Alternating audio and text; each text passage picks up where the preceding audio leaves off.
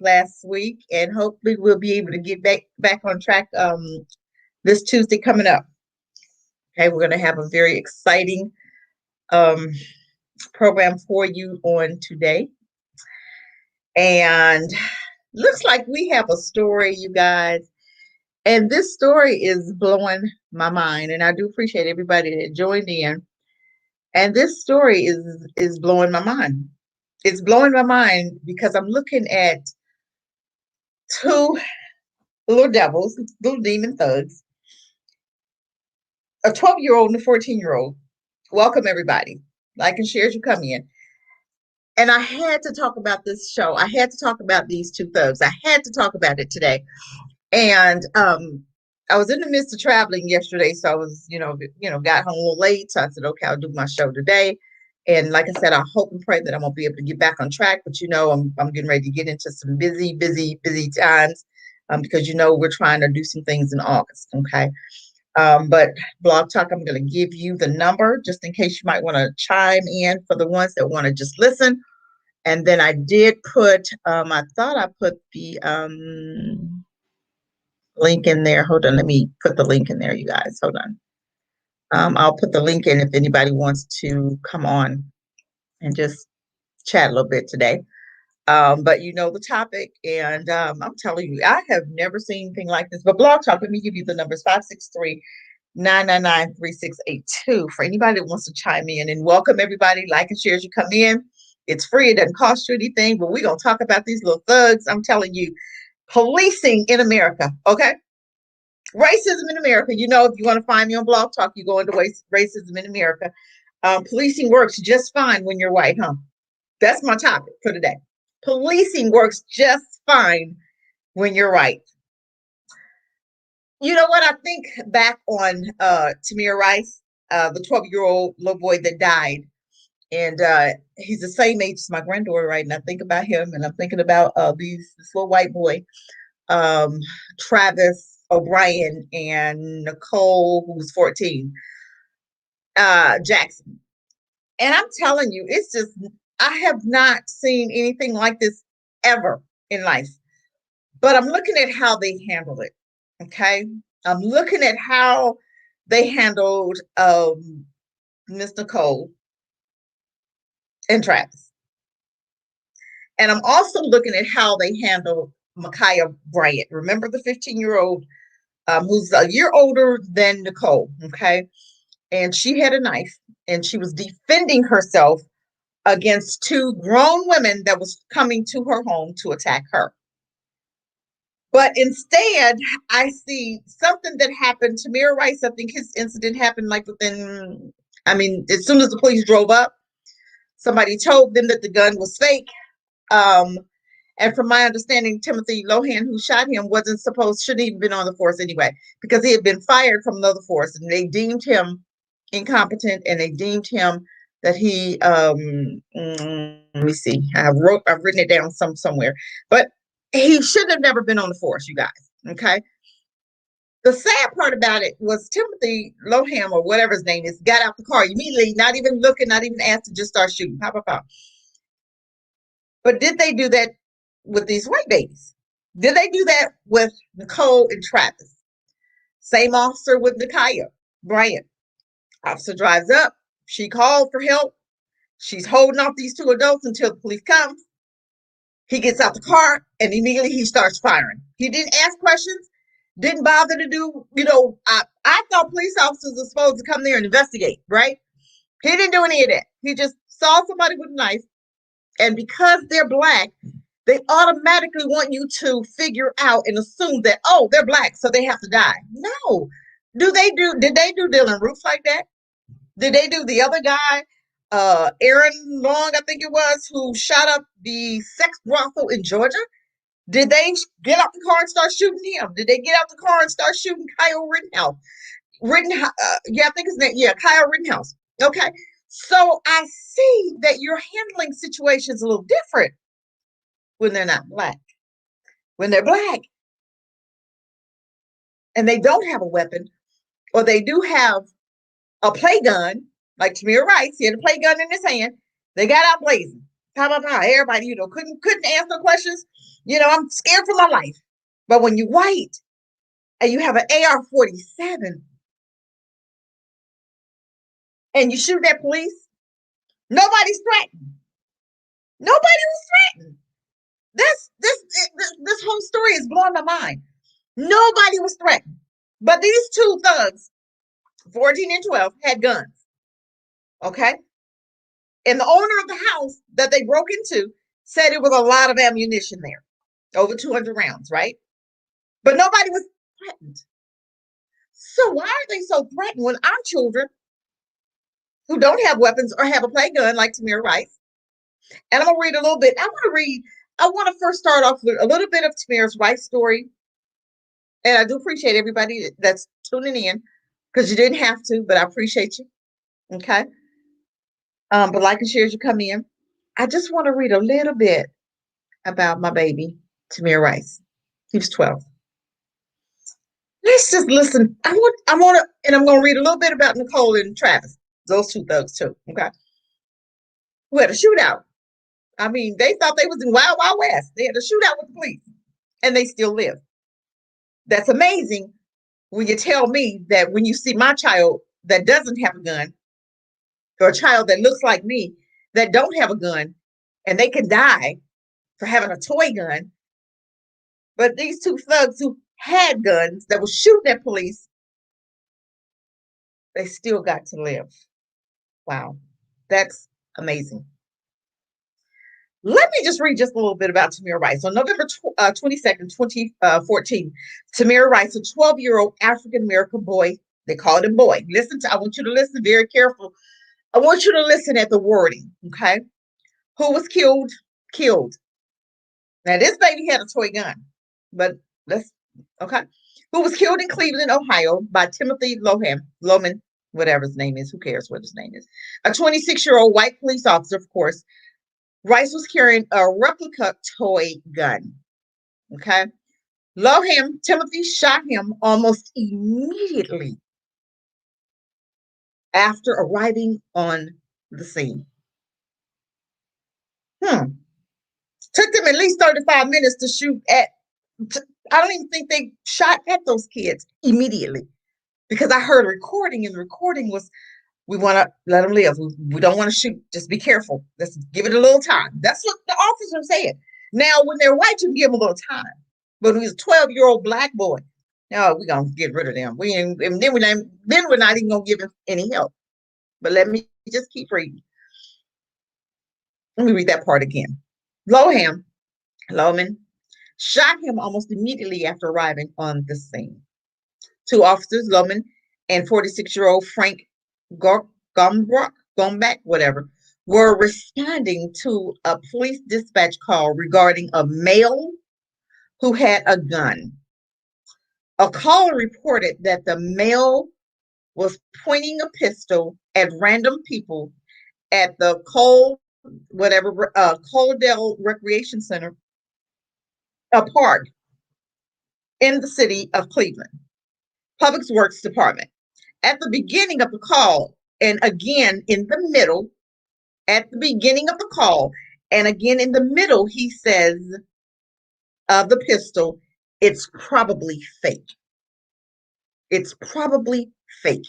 If you are a dispatcher, that right there should have been a very important point that you mentioned. The caller said in the beginning of the conversation and in the middle, it's probably fake.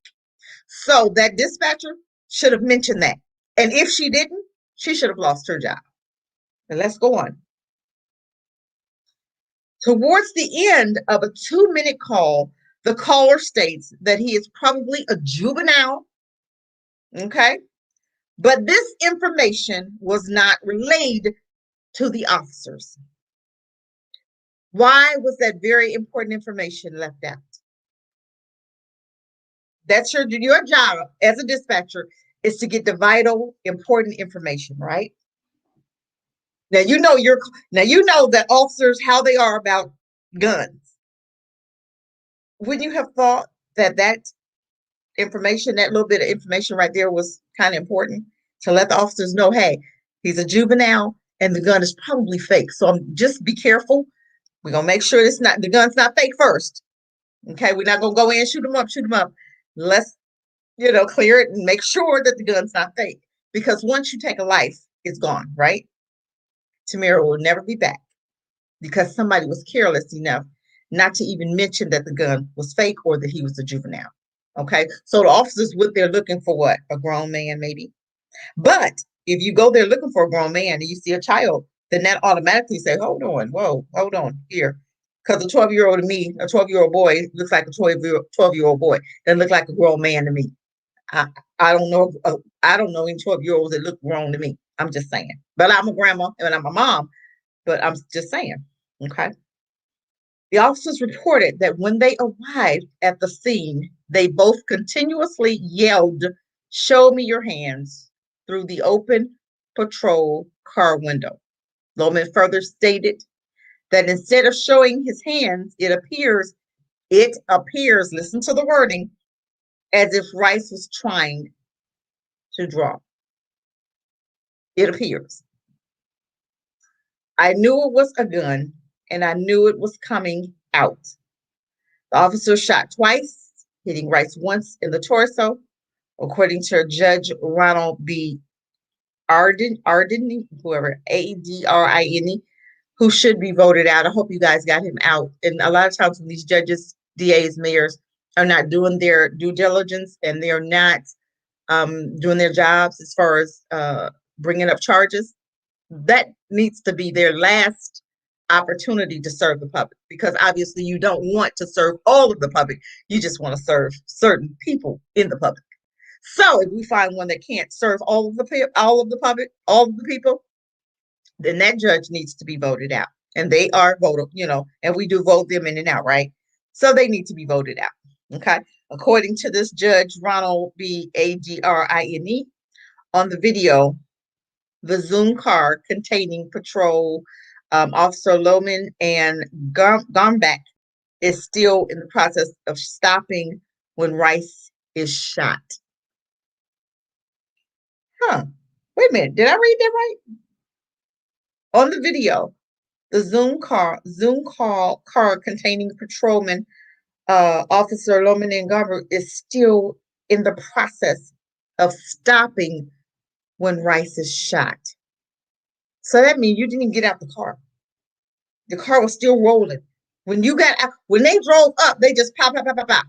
Whether they said drop the gun or not, I don't know if I believe that part. But you just started shooting. But you didn't do that last night with those kids. They were shooting at you. Nobody returned fire for a minute. But let me did Tamir Rice even fire at you? Then you would have known it was a gun. It was a toy. But let's keep reading. Rice died the following day. Rice's gun was found to be an airsoft replica. Replica. I don't know what that means. I guess a toy gun. How about that? It lacked the orange tipped barrel that would have indicated it was a toy gun. It doesn't matter what it lacked. My thing is, you investigate just like you did with those white kids. Nobody shot. They had time to investigate. They gave those kids 35 minutes. So what was the rush? When it's a life, you give it all the time that you can. What else are you doing? This is your job. Your job is to investigate. Your job is to de-escalate. Your job is to come there and see what can we do to maybe disarm him before we kill him. Because once we kill him, that's it. But it doesn't seem like that's a issue when they have Black children. They don't bother to come there to investigate. Their first thought is we're going to take them out, period. Because that's a lot of times what they've been doing. When I see children, Deontay, okay, remember the young man? He was out of the car. Kim grabbed her so-called taser, which was a real gun, a black gun, but you thought she was grabbing a yellow taser. So now we don't know our colors. Okay, but anyway, she grabbed her black gun instead of her yellow taser and shot. Now you holding the gun in your face. You can see it's not yellow. Okay, that right there, she said, hold on, I got my gun. Okay, plus you got that. The left side. Your taser's on the left side, your gun's on the right side, right? So if you grab the right side, that means your gun. Left side is your taser. So you knew doggone well you didn't have your taser in your hand, but you can tell us anything because we don't know, because we dumb. We dummies anyway. Okay, black folk dummies anyway. That's what they think. You got something that got a whole lot more sense than you think, honey. Okay. Now, Rice's gun was found to be a toy. It lacked an on-tipped barrel that would have indicated it was a toy gun. A surveillance video of the incident was released by the police 4 days after the shooting on November 26th. On June 3rd, 2015, the Chattahooga, that's what it is, County Sheriff's Office declared that their investigation, okay, had been completed and that they had turned their findings over to the county prosecutor. And I think because we know how prosecutors operate, the same way the same way prosecutors have always operated, even with the you remember how they operated with, it went off my page. Remember how they operated with Breonna Taylor? How the what's his name? What's that boy name? And that's what he is, a boy. Oh Lord, I lost my page. Hold on.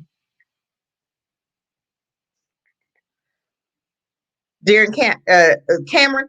Okay, when he came in there and he said he didn't present the case right, and the jury ended up saying that he didn't even, how he presented the case was incorrect.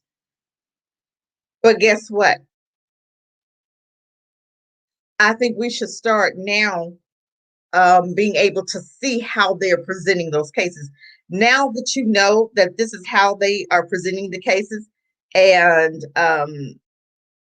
I believe that all of the cases are being presented like that, and this is why they're telling us no, that they won't bring them up on charges, because it's the way the cases are being presented to the grand jury.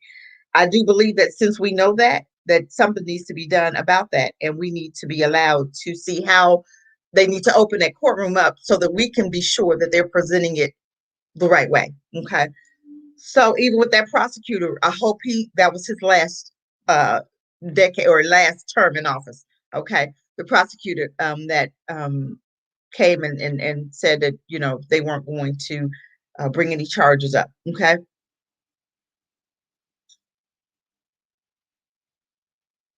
Okay, let me find my surveillance video. Okay, hold on. On June 3rd, the sheriffs declared that their investigation had been completed and that they had turned their findings over to the this county prosecutors. Several months later, the prosecution presented evidence to the grand jury, which declined to indict. Okay, how did he present it, and why would they decline to indict? Okay, primarily on the basis that Rice was drawing what appeared to be an actual firearm from his waist as the police arrived. Okay, that's not a reason for you to fire. That's not a reason for you to kill. That's not a reason. Dylan Roof had a gun in his hand at the same time the police drove up, and he lived. These thugs, the 12 and 14-year-old, was actually shooting at police. And I want Black folk to get it out of their minds to say that automatically we deserve to die. They have screwed with our heads so much that we are so used to them not doing anything that we automatically will say, oh, they deserve to die anyway. No, no, no. Stop saying it about your own. Them two deserve to die. That 12, 14-year-old who was shooting, had a shootout with police, they deserve to die. Okay? If you telling me Tamir Rice deserved to die, who had a fake gun, instead of you getting out the car to investigate to see actually what was going on, and if you can talk him down or talk the gun out of his hands the same way you did with those thugs yesterday or the other day, that's what your job is. Your job, being a police officer, does not mean that you come out shooting all the time. No, you don't have. That should be your very last resort. He's 12. You can't get a gun. You can't get a gun from a 12-year-old. Are you serious? You had to kill him? No.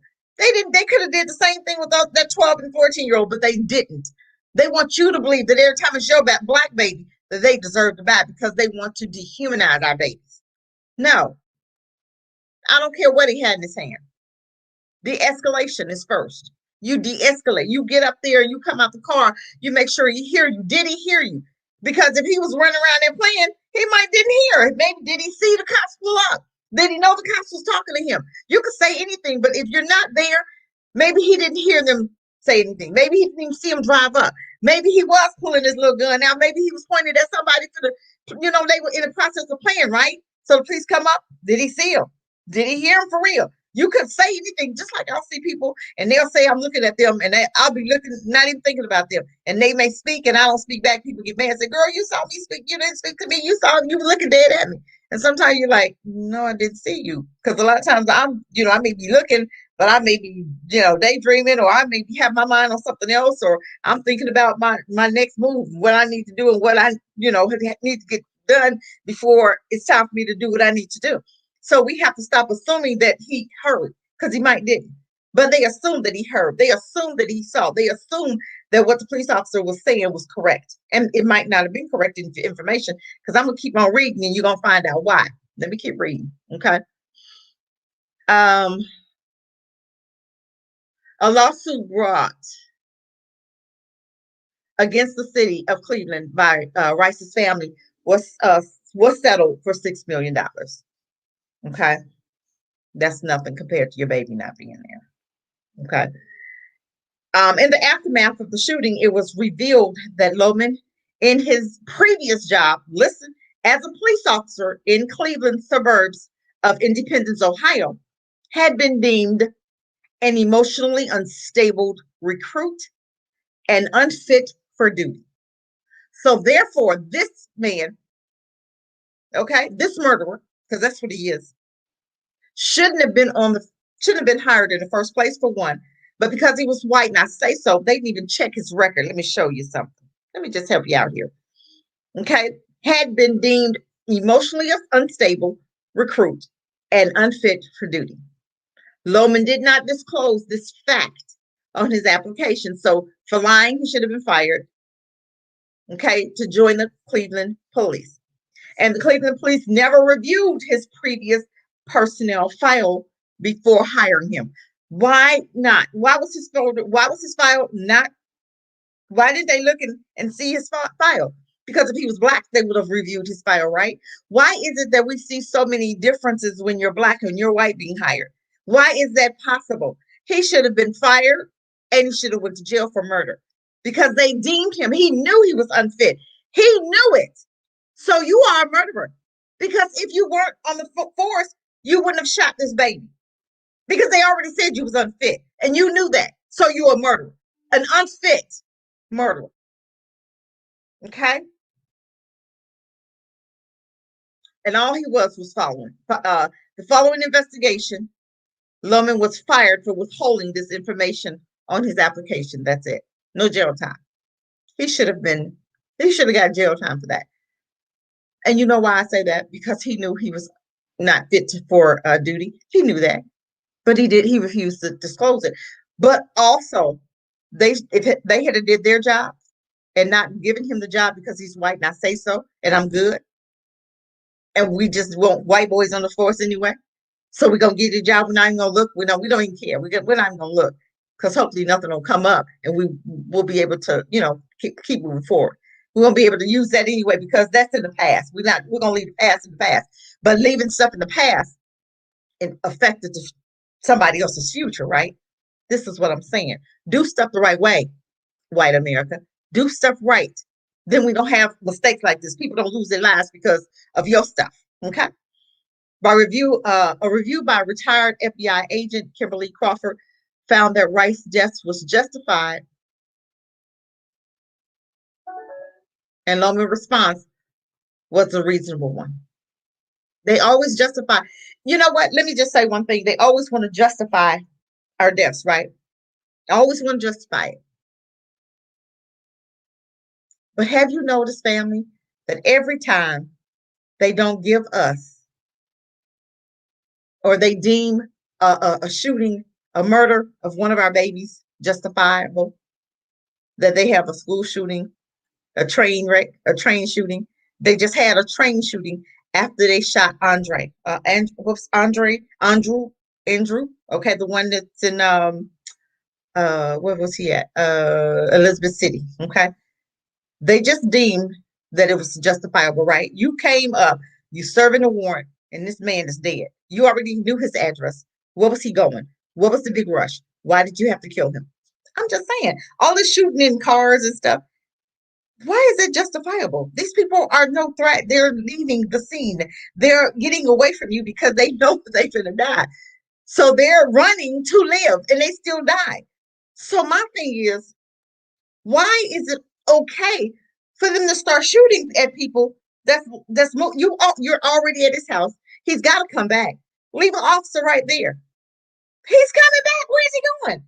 He ain't got no money to go nowhere. Probably he didn't have any. You know where he's working. Probably if he's working a job, you know where he's working, right? So why was it important? But every time they do that, and they don't give us due justice, a school shooting, a nightclub shooting, a Walmart shooting, and 8 of them died. Okay, at that train shooting, 8 people died, right? It's never just one of them. When they have a shooting, it's never just one, right? You guys have not put two and two together to understand that it's for a reason. Every time you say no, we're not going to do anything, one of ours might have died. 2 or 3 of ours might have died. Okay, because you had, I think it was 3 separate shootings, right? It's been more than that, but I'm just saying. But 8 of yours in one shot, in one shooting happened. We got to put that two and two together, you guys. We got to put two and two together. Okay.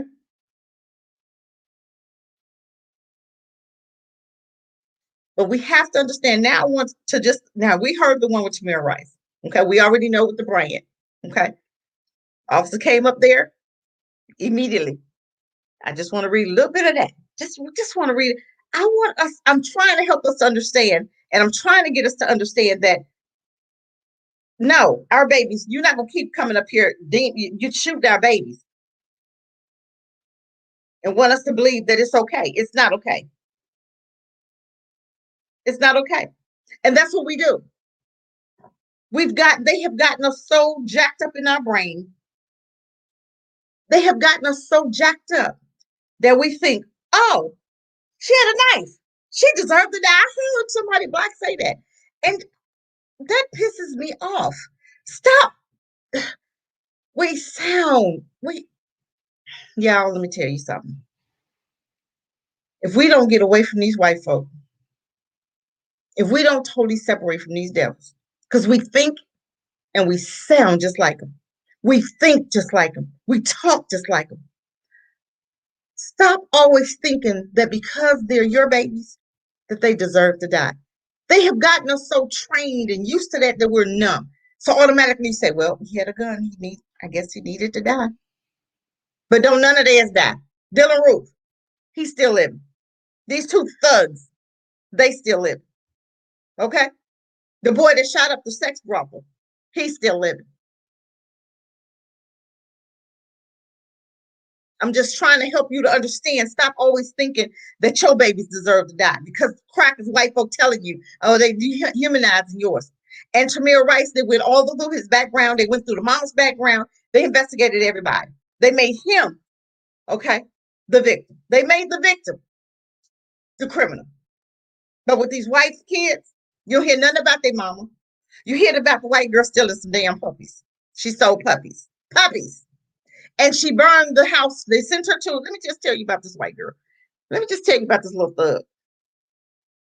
She stole some puppies. They sent her to juvenile to a home to live. Okay. She burned the house down.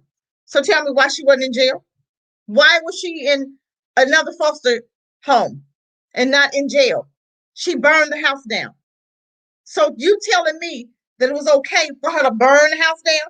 And now she's over here in another home instead of being in jail where she deserved to be. Now that deserved to be in jail. And then I heard the officer say, what is going on?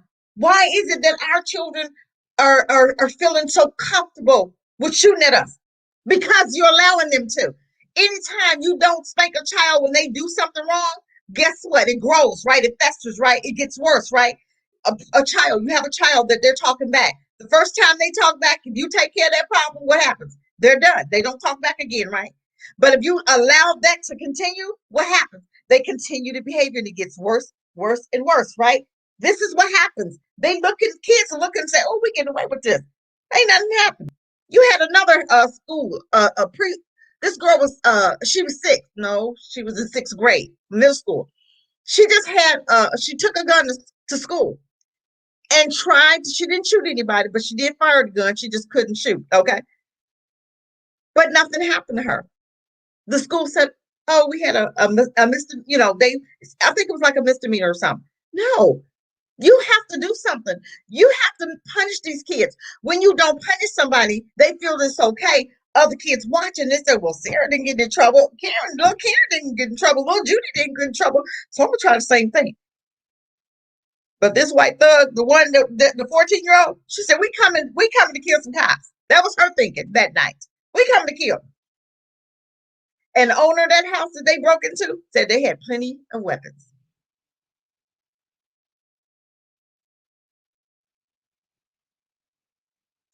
I want you to see about our baby, um, Makhia, blaming Makhia Bryant for her own death,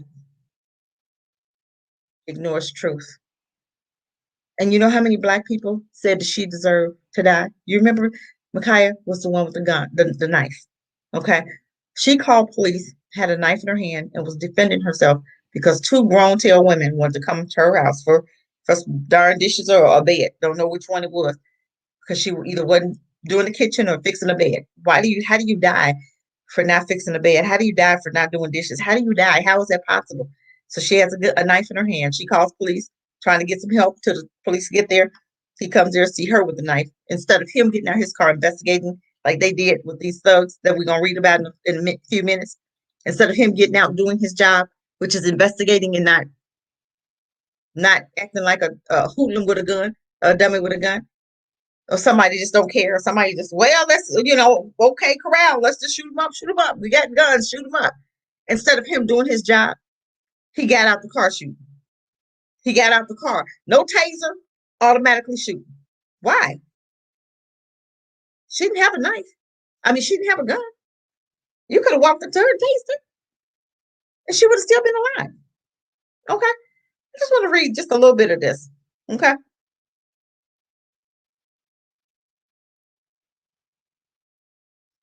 Okay, in an unprecedented move, Columbus police showed body cam footage of a 16 of a shooting of a 16. I thought she was 15, so 15, 16 girl by a Columbus police officer just hours after the indictment of the South Side shooting, which appeared about 20 minutes before a guilty verdict was announced in the Derek Chauvin case. I do believe that it have something to do with it.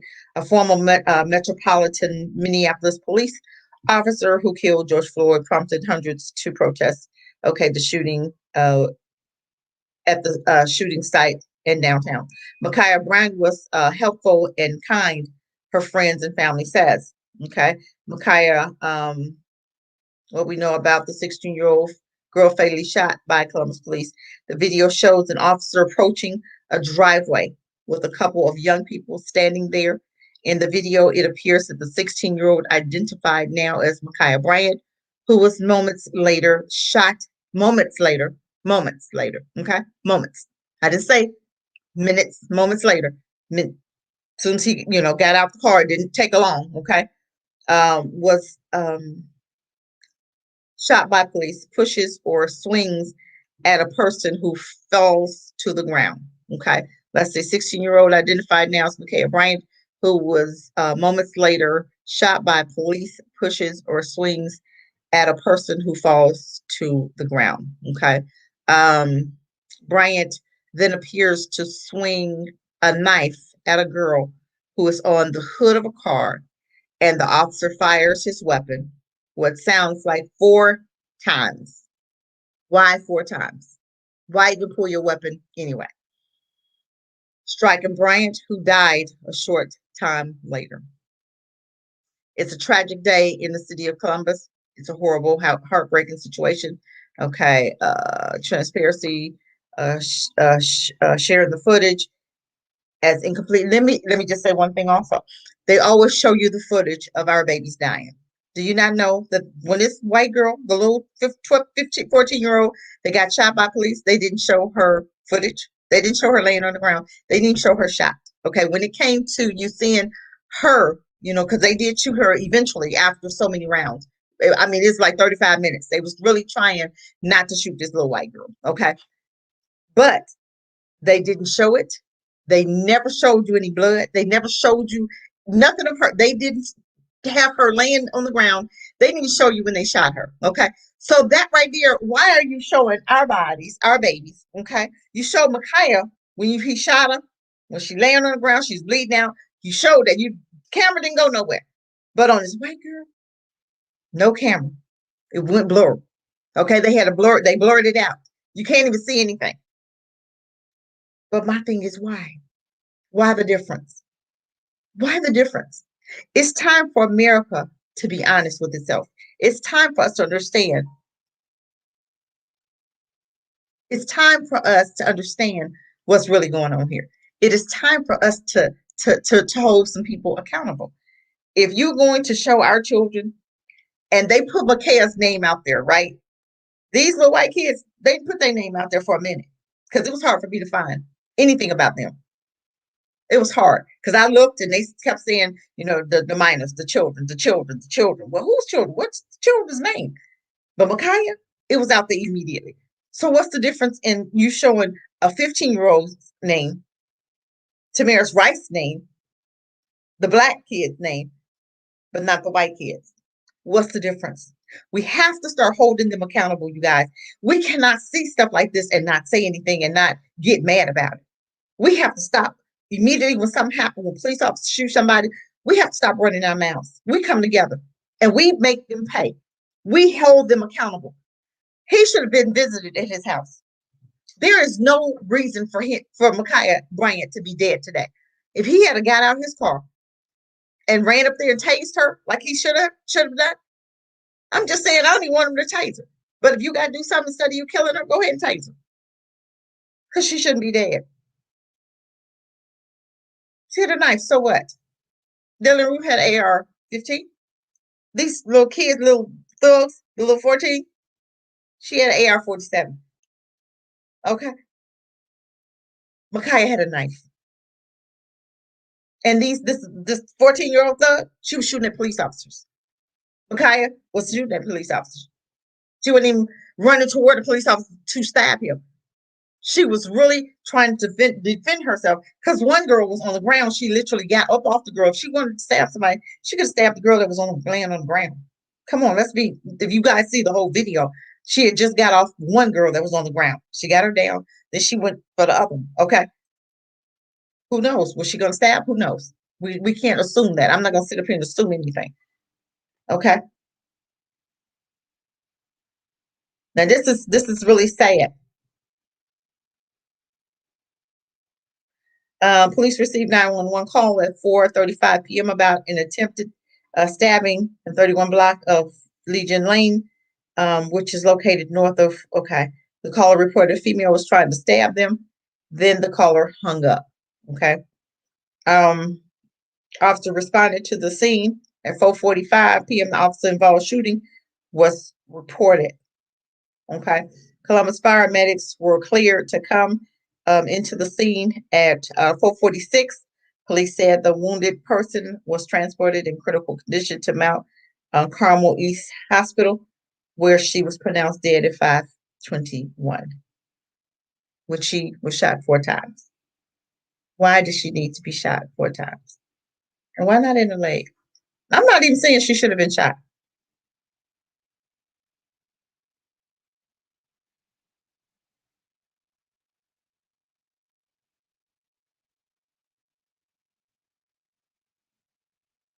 I want to read a little bit more, just a little bit more. I was just trying to see.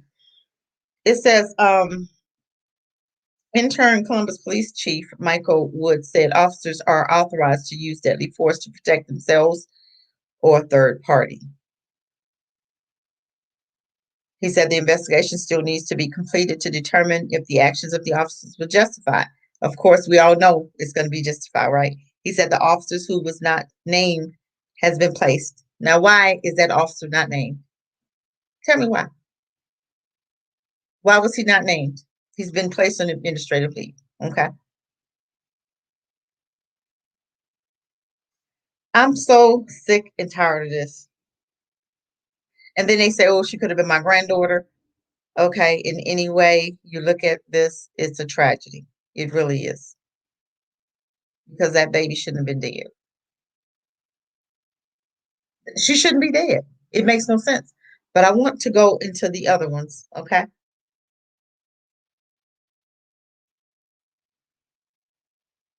Let me find the other one. Hold on.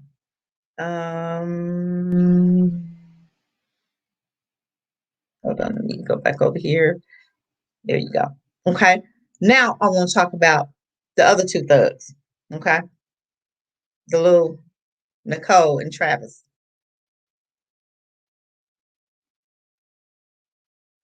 The little cop trying to kill the guy. I'm kind of disappointed there. I'm kind of disappointed a little bit. But my thing is, why are we not holding America accountable? Black people.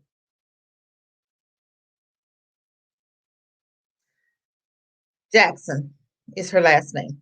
Okay. And she was 14. Why are we not holding America accountable? Because they'll come up here and they'll justify their actions and make you feel that it's okay for what happened.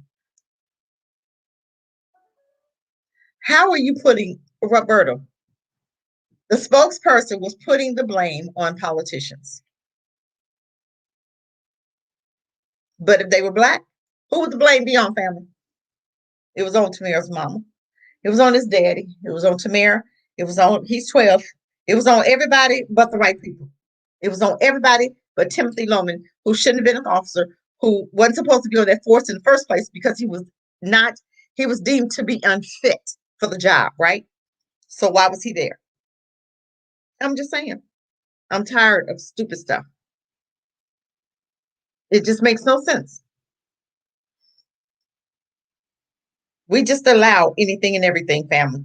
And we have to get out of that. We have to stop um, accepting everything that they tell you, and we go along with it. Why? Why do we go along with everything?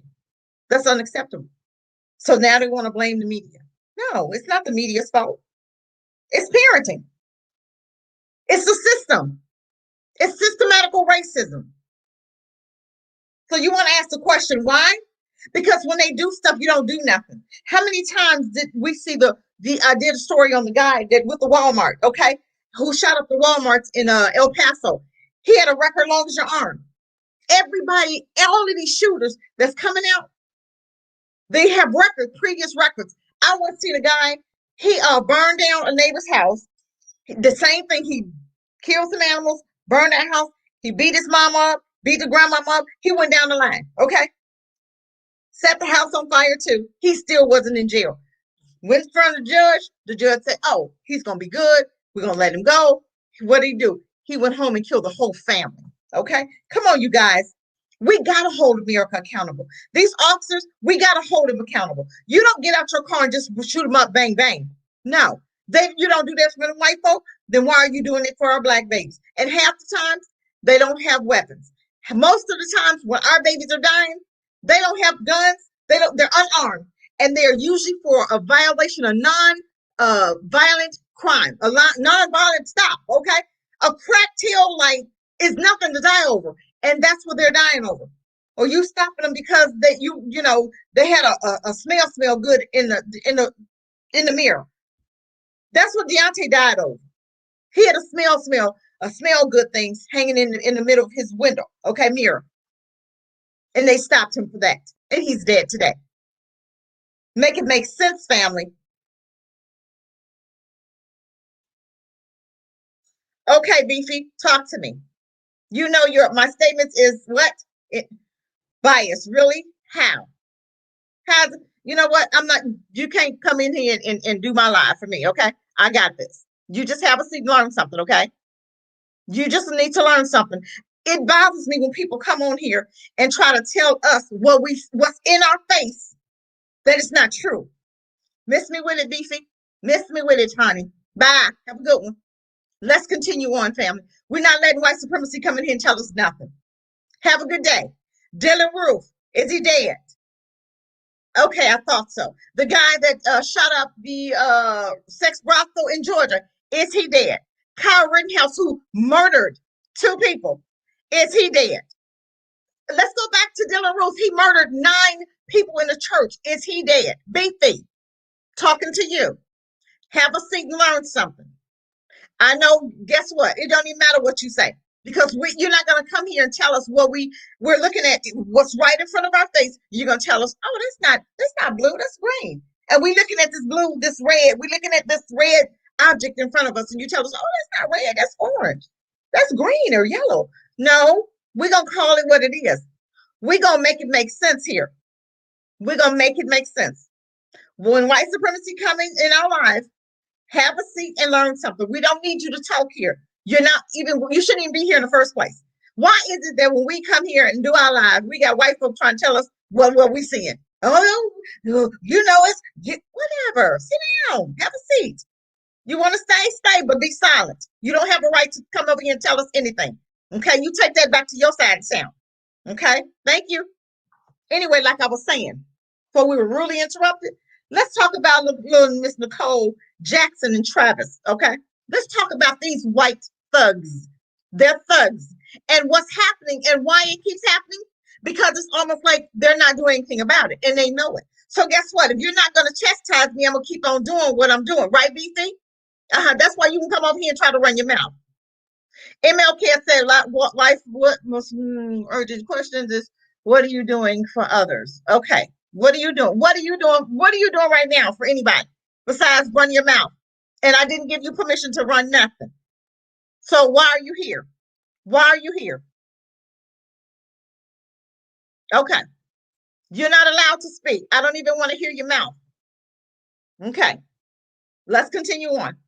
So with Nicole, Travis, and O'Brien, Nicole Jackson and Travis O'Brien, they were foster kids, okay, 14 and 12, who fired AK-47s at cops, okay, appear in court. I don't want to get the ones that they appear in court.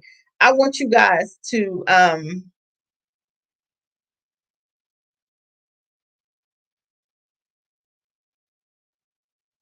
want to get the one where she was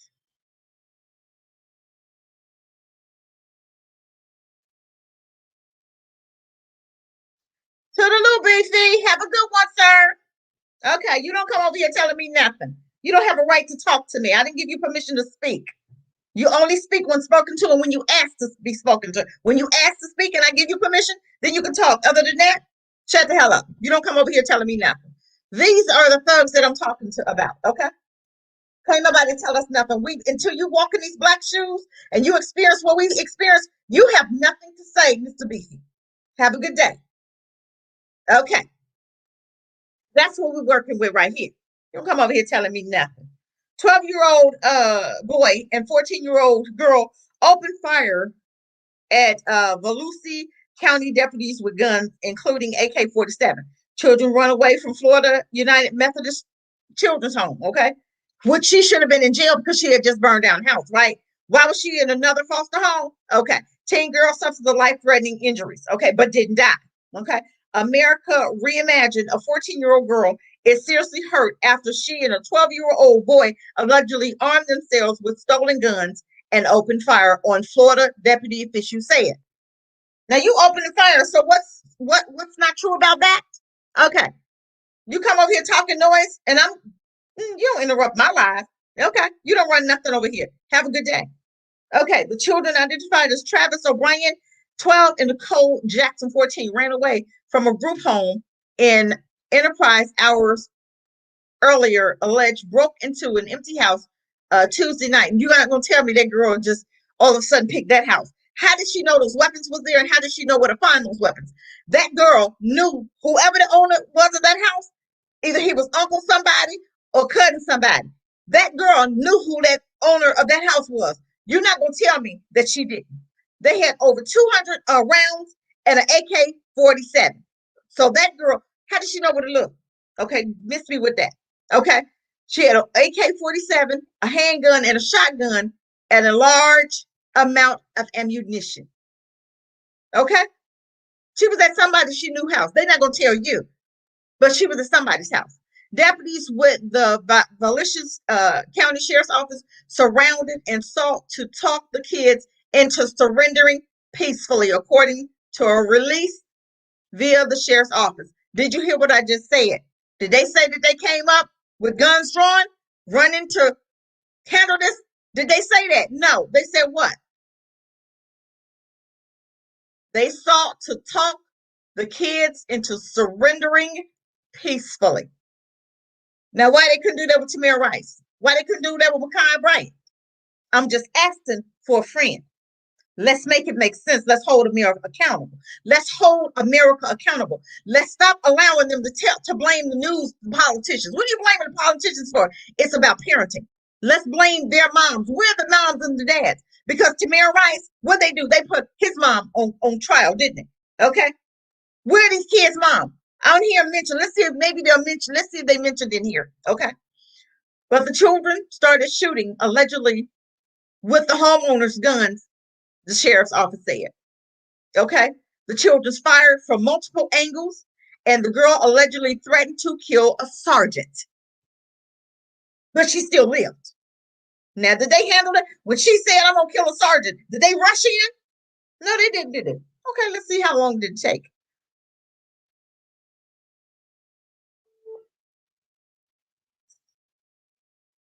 Get off of my, hold on, you guys. Lord, I got a call. Hold on. I'm sorry. Okay, let's see. The 14-year-old girl then came out of the garage and allegedly pointed the shotgun at deputies twice. How was she able to? How many times was Tamir Rice able to point his gun, his fake gun, his play gun? How many times? When he was drawn, they said they shot him, right? Okay, let's go back to this. They said what? The girl came out of the garage and allegedly pointed the shotgun at deputies twice. Twice. Tamir couldn't even get the gun out, nothing. Even if he had it in a little holster, little cowboy holster, all he had to do was put his hand on it. I don't even think he was able to draw it out without him dying. This girl was able to point a weapon, a shotgun, at deputies twice. She was shot and wounded by a deputy, official said. They were coming out to kill cops. Okay? That's what she said. But where do you learn to use this weaponry? I don't know how to use an AK-47 and unload it. This is what a reporter saying, and reload it or use a pump shotgun. Where does she think? Where did you think? They start teaching their children at 2 how to shoot, don't they? I've been to the range and I see these little 4 and 5-year-old kids. I'm like, what the world? They have them, they are 6 and 7 years old at the gun range. Okay. They have them 4 and 5 in the backyard because I think it's a certain age for gun range. Okay. The boy who was in the garage armed, with his hand on a gun, armed. Was he shot? But he had a gun in his hand, a real one. Okay. He was armed with an AK-47, surrendered, the sheriff said. But he still had the gun in his hand. So he should have died. Tamara had a play gun in his hand and died.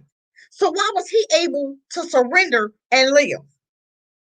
14-year-old girl suffered life-threatening injuries. She underwent surgery and was reported to be in stable condition, according to the early Wednesday morning statement. The boy was not seriously hurt, and no deputies were hurt. The boy wasn't even hurt. But Tamir Rice, who had a gun, a play gun, is dead, right? All right. Why? Do we even bother to ask questions? Why? Why are we holding these officers? Why are we holding America? Why are we holding people accountable? Why are we so quiet when stuff like this happens? We should have been blowing this up. This should have been on. Did anybody see this on the news? I didn't see this on the news. I just happened to hear about it. Did anybody hear it on the news? I didn't. Why was this not headline? Why? Deputies did everything they could tonight to de-escalate. Did I hear de-escalate? Hold on. Whoa. Back up. Deputies did everything they could tonight to de-escalate. and they almost lost their lives. I didn't hear that with Tamir Rice. Did you? I didn't hear anything about the de-escalation of Tamir Rice. I didn't hear about the de-escalation of Makhia Bryant. Did anybody hear the de-escalation? I didn't hear nobody. I didn't even see the word de-escalate. They almost lost their lives because they didn't want to shoot the little white kids.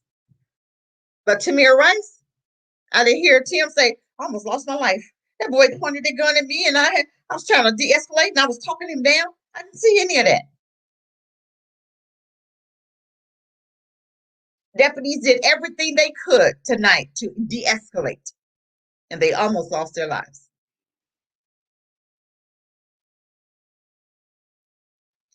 They took rounds, multiple rounds. How many rounds did Tamir Rice? How many times did Tamir Rice shoot his play gun? Oh, okay. Was Makhia running toward the officer to stab him? No, right? Okay. They took rounds, multiple rounds before they left with no other before they was left with no other choice but to return fires. But how many times did this girl have to shoot at them before they returned? What, 2 or 3 shots? Deputies had nowhere to hide but trees, he added. The motive isn't known. The deputies are temporarily on paid administrative leave. Charges against the children. The children. I keep hearing children. I'm thinking thugs myself. I'm thinking demons. That's what I'm saying. I don't call these children. These are not children. Okay, these are not children. Okay. Charges against these thugs are pending, officials said. Why are they pending? Prosecutors were preparing to charge the juveniles. Okay. They called Tamir a boy, right? African American boy. They didn't call him a child, did they? He's the same age as this white boy. Wording is everything, family. Wording is everything. Prosecutors are preparing to charge the juveniles with attempted murder on law enforcement and armed robbery. Hopefully they're charging them as adults, right? We don't know.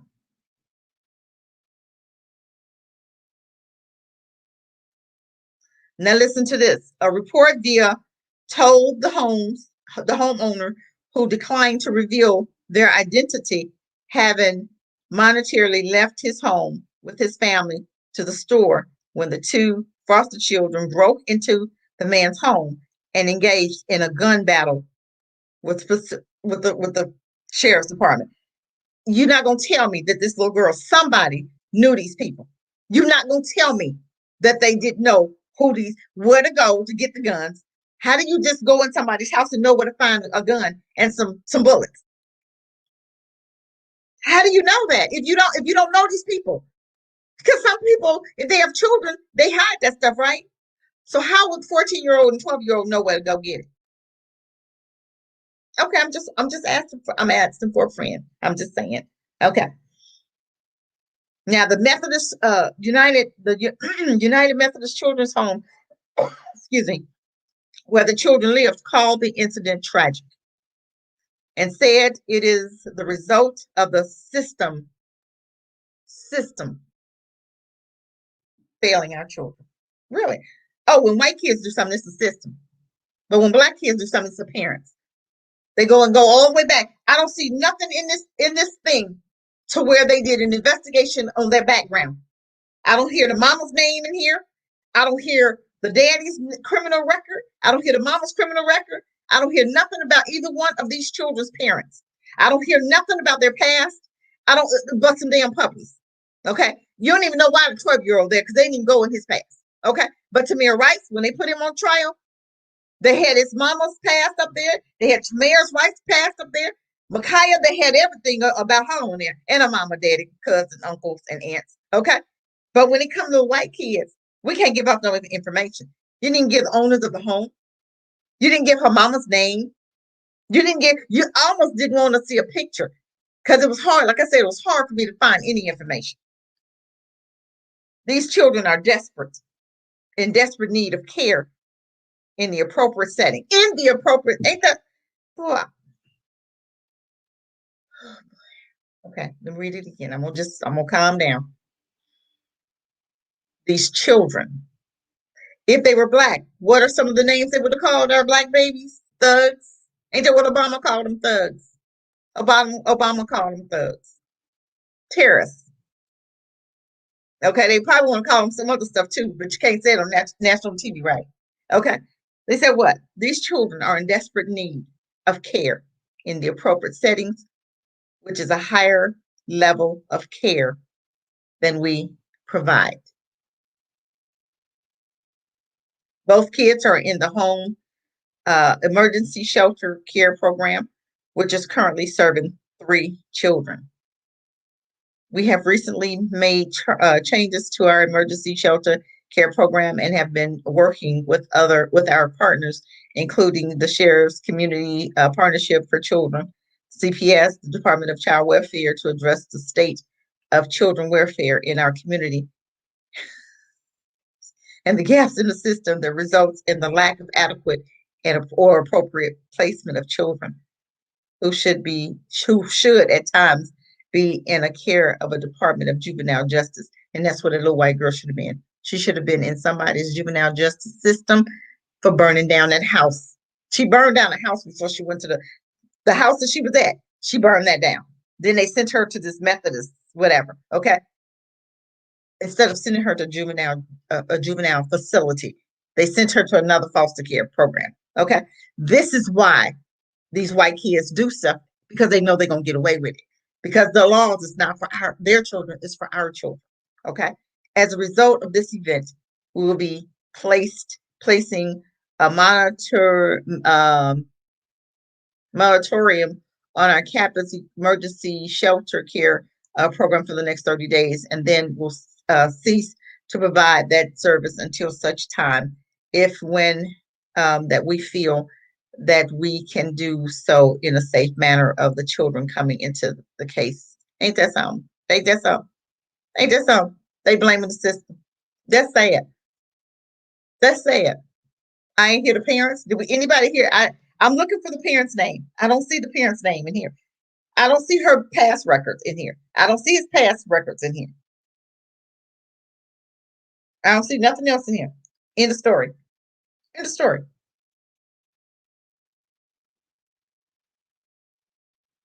I don't see nothing else in here. But I'm gonna show their picture again. These are your thugs. Okay.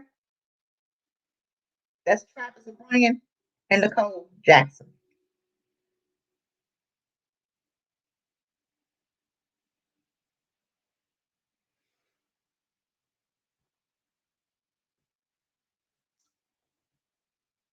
But you want to shoot and kill ours. They get to shoot at police and live. Tamir Rice didn't have a gun. He had a toy. Even if it was a gun, did he deserve to die? Makhia didn't have a gun. She had a knife, but she was protecting, defending herself against 2 grown women that wanted to come there and beat up on her. I'm just saying. Did she deserve to die? No. We have to stop allowing people to tell us what to think, especially when they don't look like you. We have to stop. And even people that look like you, like Candace Owens, who said, yes, Makhia needed to die, deserved to die. But we expect that from her. That woman has treasonous behavior. I don't care what nobody say. She is a hater of her black self. She won't be white so bad. She hates black people, and they got this woman trying to speak for black folk. Candace can't speak for me. I seen something that really shocked me, that upset me today. You got black folk, the Black Caucus, Karen. She's one of the leaders, and she talking about police reform. but you don't want to get rid of qualified immunity. George Floyd, that little weak bill, you wouldn't even pass that. But you did a rally for the Chinese. Your Black caucus, your Black leaders rallying for Chinese.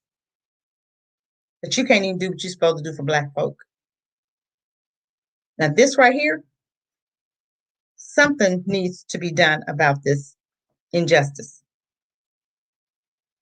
We Black folk need to be so loud right now that they do something, because that's the only time they do anything is when we're loud and when they think we're going to tear this country apart. We need to rise nationwide, because this right here is unacceptable. This treatment, this behavior, that their kids are allowed to do whatever.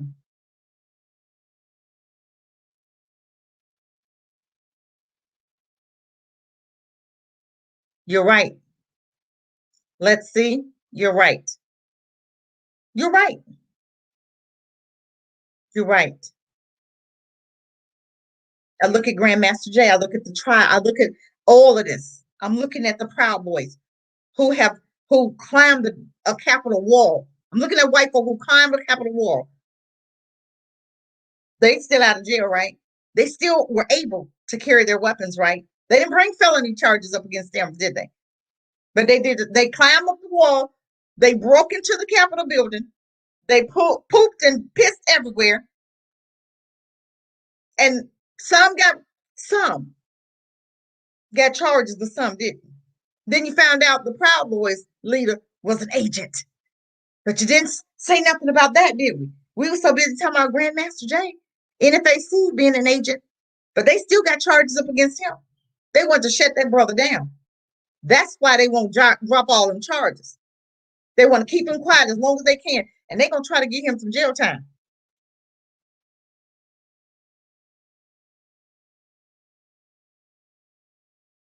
You're right, they will.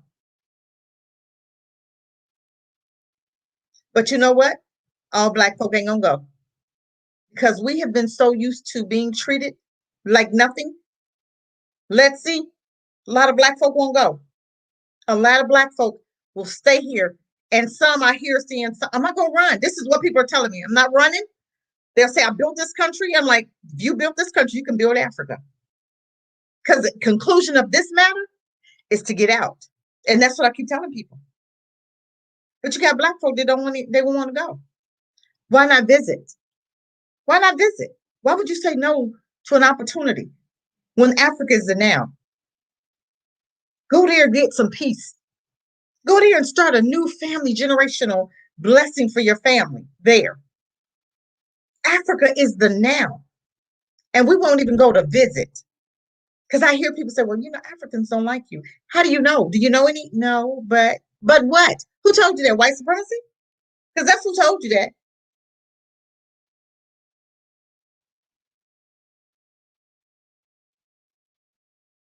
Exactly. You're right. That's why we got so many Black folk that look like us. And a lot of them are calling themselves our leaders, but they're doing white folk bidding. They're doing white supremacy work for them. They leading Black folk right on down the wrong path and got them folks voting. For what? Asians don't vote, but they get everything. Let me just show you one thing. Asians don't vote, but they got a bill passed. They got $50 million plus. Okay. Pacific Islanders don't vote, but they got 30 billion. I'm just saying. Immigrants don't vote, but they got what? Millions of dollars. Millions.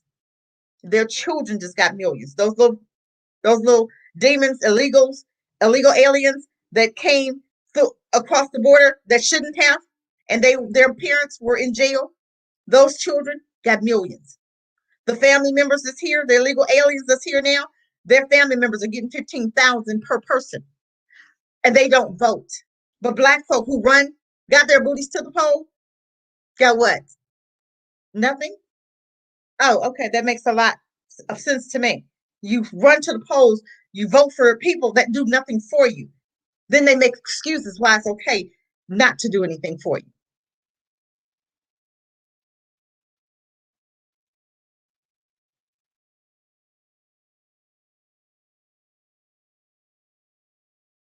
Yes, let's see. You're right. But black folk won't go. You know what I heard? Well, the Chinese are there. I said, are you there? If you're there, who cares who else is there? If you're there doing what you're supposed to be doing and you getting your share and you coming up with your own businesses, and next week we're going to talk about some businesses that can be opened up in China. I'm in China, Lord Jesus. I'm talking about China. That can be opened up in Africa. And it's only going to take a few dollars. I'm just saying.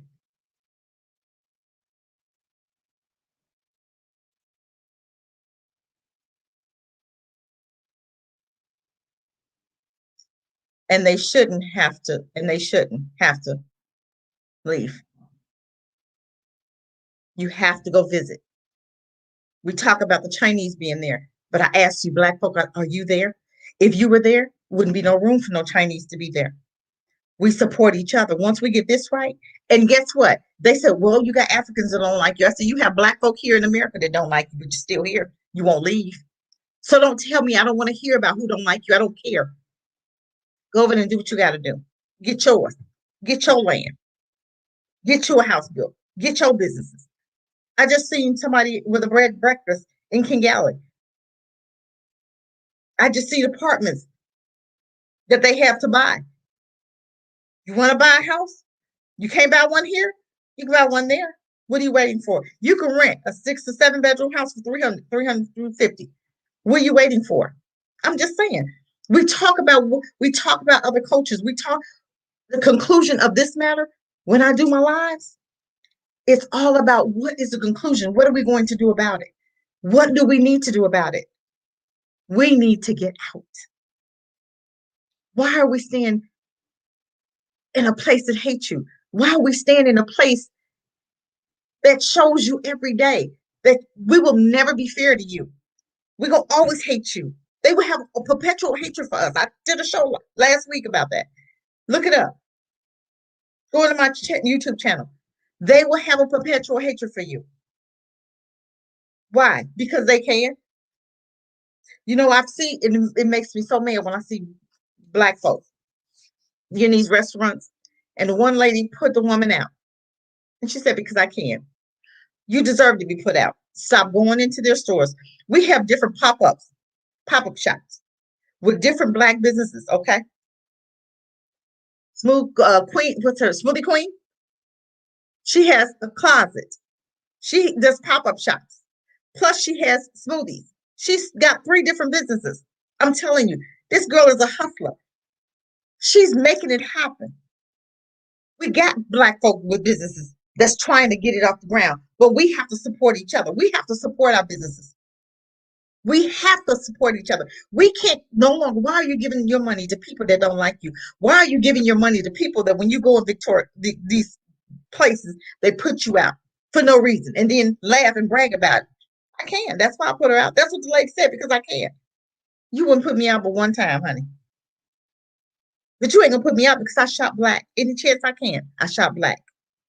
And that's what we have to do, support your own. Integration was the absolute worst thing that we could have ever done. And I'm gonna tell you what, we were doing very well before we came together with them.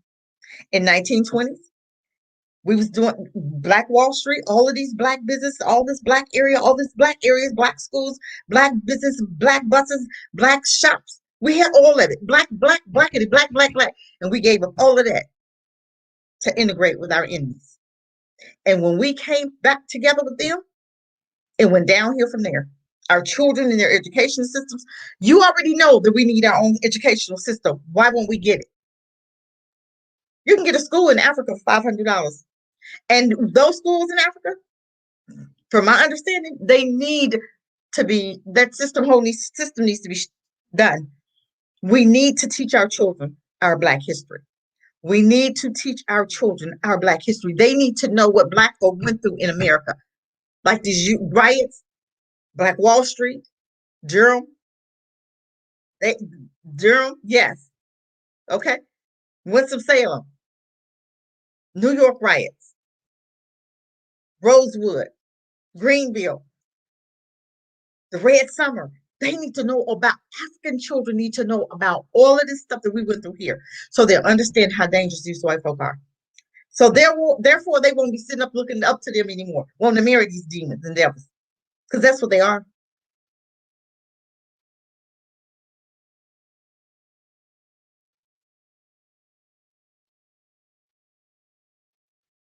That's what they need to do. We start investing. Put your information out there. We have to support our own, and we have to invest. We have to invest. We have to invest, you guys. If you want to make it in Africa, I'm gonna tell you, one business. Why not buy some sheep and go?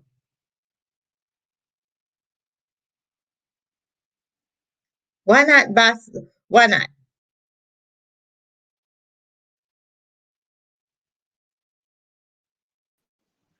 Where your picture at, Lex? How you doing? Welcome, welcome, welcome. How are you? Can you hear me? Can you hear me? Are you on mute? Yeah, yeah, yeah. Hey, how are you? I can hear you. Welcome, welcome, welcome. How are you doing? I'm fine, thank you. Absolutely. I'm looking at your comments, and I'm you're right. fine. Um, hmm And Your so comments, I and I was think you're right. concerned, and I was like, actually, yeah, I'm from Kenya. I don't know whether you remember me, but yeah, I'm from Kenya.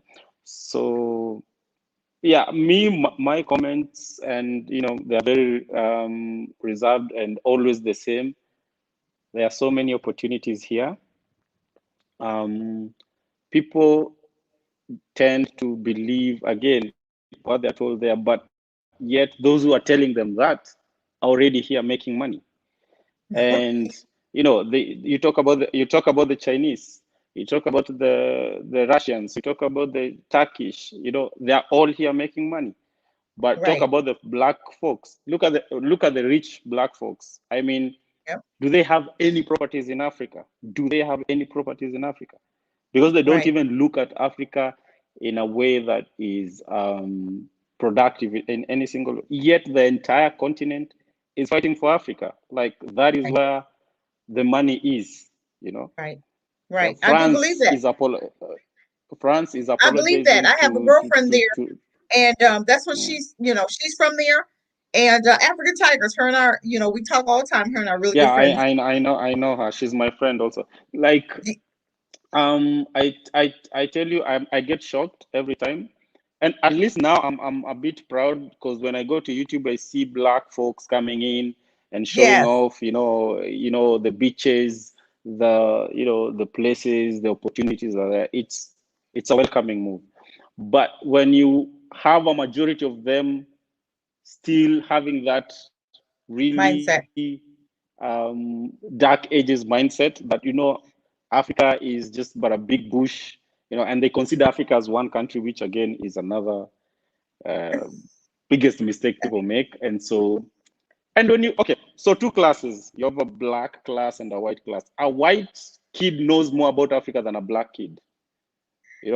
But It's guess what? You know it's why? so But you know shocking. why? Mm, But you know why? mm, Because guess who's educating mhm. your children? We have to educate our own children. I am totally against the system that they have, even in America. White folk teach our children. That shouldn't be. We teach our children our history. We have no business. Who cares about their history? We have to teach our own children. If we don't teach our children our history, this is why you have what's going on now in Africa and in America. We don't like being black. Why? Because we allow them to teach our children. No, you teach your own children your history. You teach them the African American history there. What the hell we went through here with them cutting babies out of our stomachs, with them butt breaking, raping our Yeah, children, raping our men, raping us. I mean, you have to understand, slavery was the worst thing we could have ever gone through. Okay, he'll be back. Hopefully, he'll be back. But I want him to understand slavery was the worst thing we could have gone through. And I hope and pray that Africa changes their educational system, or we come there and open up some schools so that we can start teaching Africans the hell that we went through here by white folk, so that therefore they'll understand the dangers. of people that you want to be friends with, people that you want to marry, people that you look up to, they're devils. We have to help them to understand that. We have to help them to understand that. I'm gonna add them to the screen again. Come on back, brother. Yeah. I I dropped That's for a okay. minute.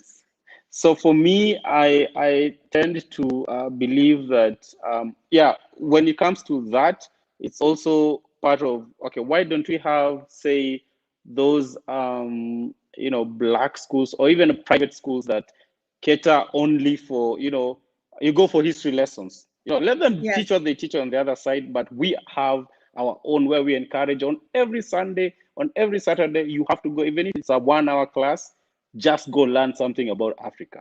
Be it the Right. rivers, be it the culture, anything that you can learn every single Saturday, every single Sunday, 1 hour, just 1 hour lesson for every Uh-huh. kid, Right. and that opens up and have, okay, they do have these, trips, when you're in school, when you're young, they take you to Disney or these other places, why don't we have like these one, like you say, okay, fine, when I have a kid, by the time my kid is 12 years old, I have one African trip with that kid.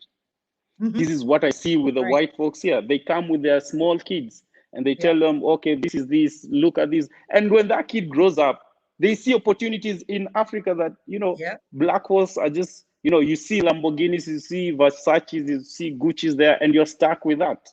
That is what defines you as a person, instead of you saying, okay, I'm an African, and so what are my obligations to my motherland? You cannot Yes. leave. America is not for the blacks, whether we like it or not. That is why racism is there. They don't Right. like you. They don't want you there. You know. Right. Right. And when you come, for those who have come here to Africa, and for those I've interacted with, they do not want to leave. They are like, okay, Right. so how best can I get citizenship here? What can I get into in terms of business, and how do I navigate? Don't be fooled that it's gonna be easy. No one is saying Right. that it's gonna be in. You're gonna meet some challenges along the way. But what Right. is your main goal? What is your main goal? You Right. know, you have to stick. You either But nothing decide. as bad as America. Nothing is as bad as America. You know that. I mean, ask yourself, what is the most crime-ridden country in the world? It's not Africa. America. It's not America. Africa. Africa is nowhere near that. Africa is Right. they portray this Africa as constant wars and wars and wars, but they don't tell you that if you look at the statistics, Africa is way down there. It's way down there. You have Right. these just sporadic issues here and there, but on a major scale, it's like when you look at America and you look at Africa, you ask yourself, what is going on? Africa has 1 billion plus people. America only Right. has like 360 to 400. But look at the crime levels. You know, you can't even compare the two. Africa is the richest continent, but they don't tell you that in books, Of course not. right? Why would they tell you that? We There know you that. go. And Africa that is is the what now. Africa is the now, and people don't understand that. You guys have everything there. That is the land of the milk and honey. That was they talked about it. That's the land. It's there, and people are afraid to go to visit. I tell people I'm coming in August, and hopefully I'll get to meet you and some other people. But I'm coming to, so I have land. I bought land there, and I'm gonna buy more. But my thing is, we have to start doing something for self. We cannot no longer sit here and blame white folk for our stuff. We have to take some blame for us. We're not coming. We're not visiting. We're not investing. We're not doing anything to change our situation. Until we change our situation, nothing is going to change. And I tell people, let's go visit. We have to go visit. You have to have money to buy land. Why not? What are you waiting for? You're dying here, and people say, "Oh, you can't get away from white supremacy." But guess what? I can go and get some peace. I don't have to worry about the police shooting my baby's brains out, Roberto. Roberto, I don't have to worry about that. I'm just saying. You say, "Oh, you can't escape white supremacy." Guess what? I can go and get some peace of mind. I can go and take my son so that he can be safe, so he don't have to die. That's what I'm looking for right now. I'm not looking for. I'm not trying to come there and make friends with Chinese. I don't care about Chinese. I'm coming there to heal, and Africa is the healing place, and people don't understand that. Yes, I have a Western mindset right now, but I'm not bringing that with me. I'm gonna leave it right here. I'm gonna get on the plane. Everything's bright and new, and I'm coming there for something new. I don't want to sit up here and keep going through the same stuff. I can stay in America if I'm gonna bring it with me to Africa. I tell people, if you're going to Africa, you need to leave this white supremacy, the mindset here, because we can't go there and have the same mindset that we have now. It's time for a change, Black folk. It's time for a change, family. And it's up to us if we're going to make a difference, if we're going to be free here, it's up to us.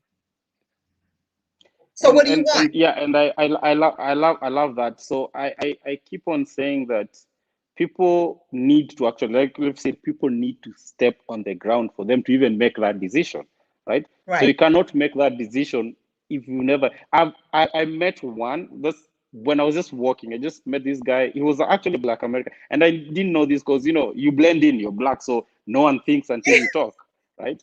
So he comes up to me and says, "Okay, I want to go eat, but like randomly, I want to eat. I don't know a place to eat." I'm like, "Okay, you are not from here, let me show you." So we get to a corner, he eats and starts talking.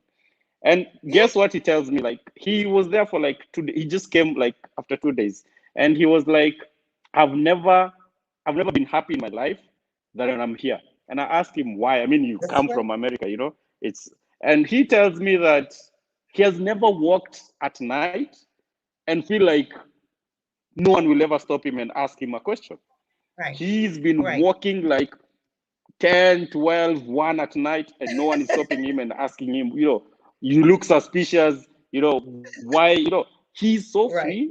He actually bought a house where he was like, he goes and looks at the billboards, it's only blacks he's seeing, and he's like, wait, we only see white people on the other side. Why is it that you have black billboards so big of like, and you only have black people? I'm like, what do you expect?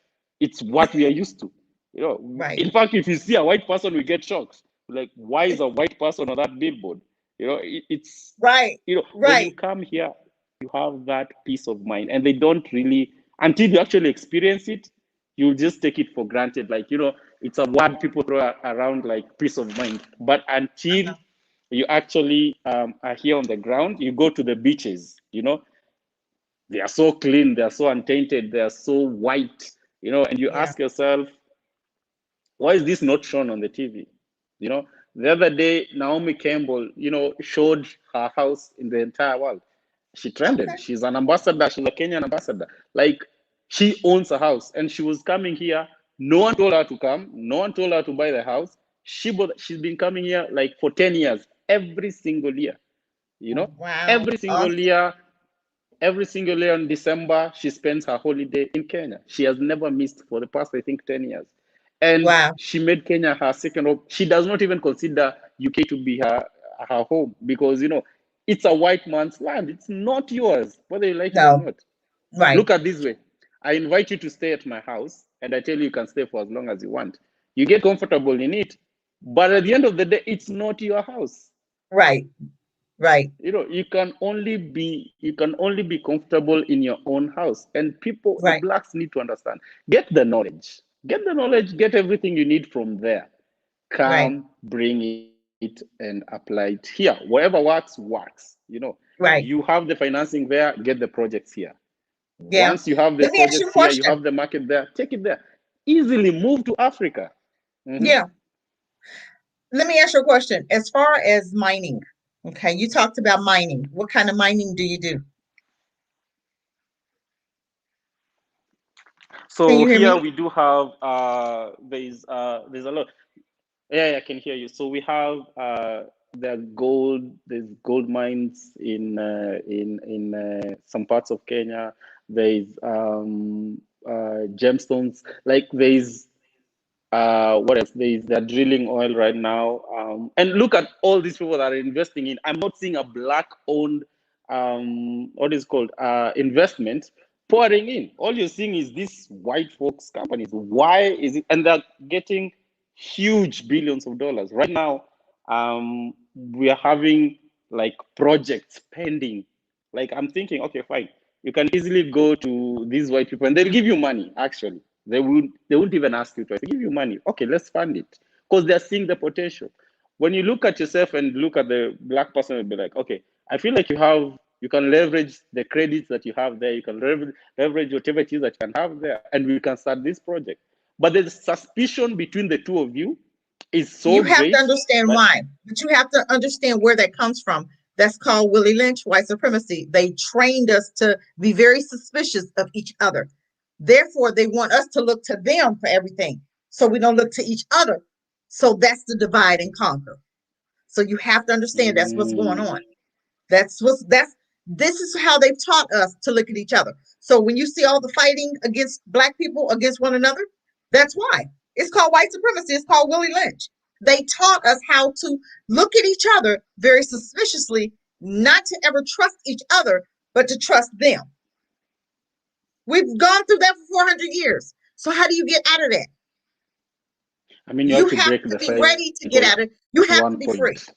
You have to be free here. You have to want to be free. It's time to want to be free, family. It's time to do something different. So you're not coming there to be And suspicious of your brother. You're coming there to grow and to possibly get into some investments or something. and that Go is what ahead. I was saying. So for me, that is what I'm saying. For those ones who are, they really want to come, say have a forum of blacks and Africans. Okay, fine.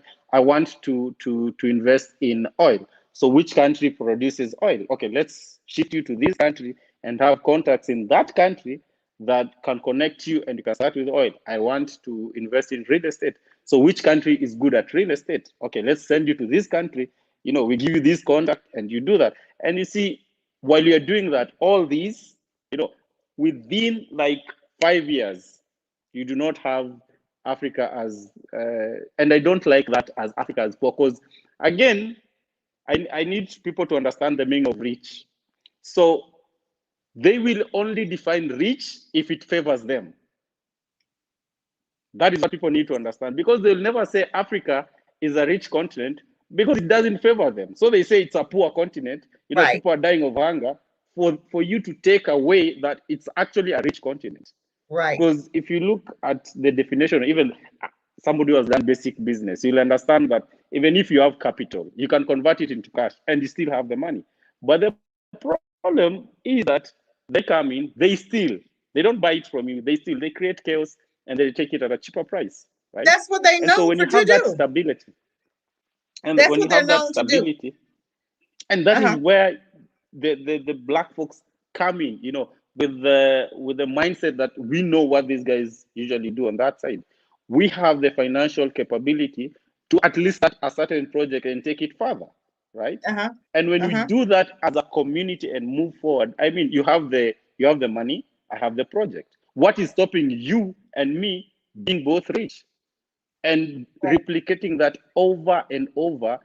And then suddenly we do not have people being shot on the streets, just Right. randomly because you were walking and a white cop decided you are dangerous to him, and so he decides to shoot. you know Right. we don't Right. you don't hear that here. People see the cops and they're like, how is this even possible? It's the Yeah. mindset they come from. We fear the cops. Here it's more of, you are free. It's the cage has been opened for you. There are so many possibilities you can get into.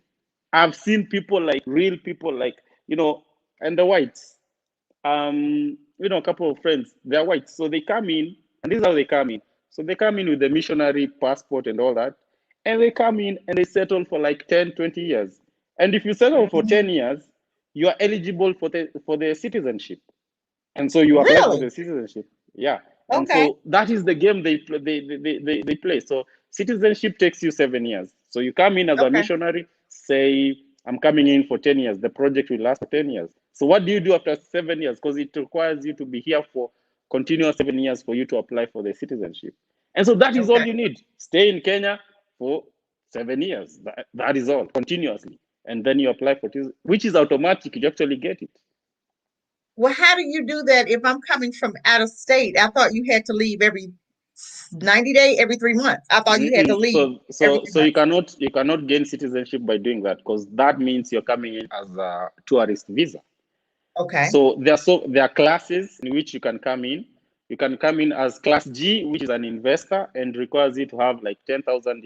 Is it?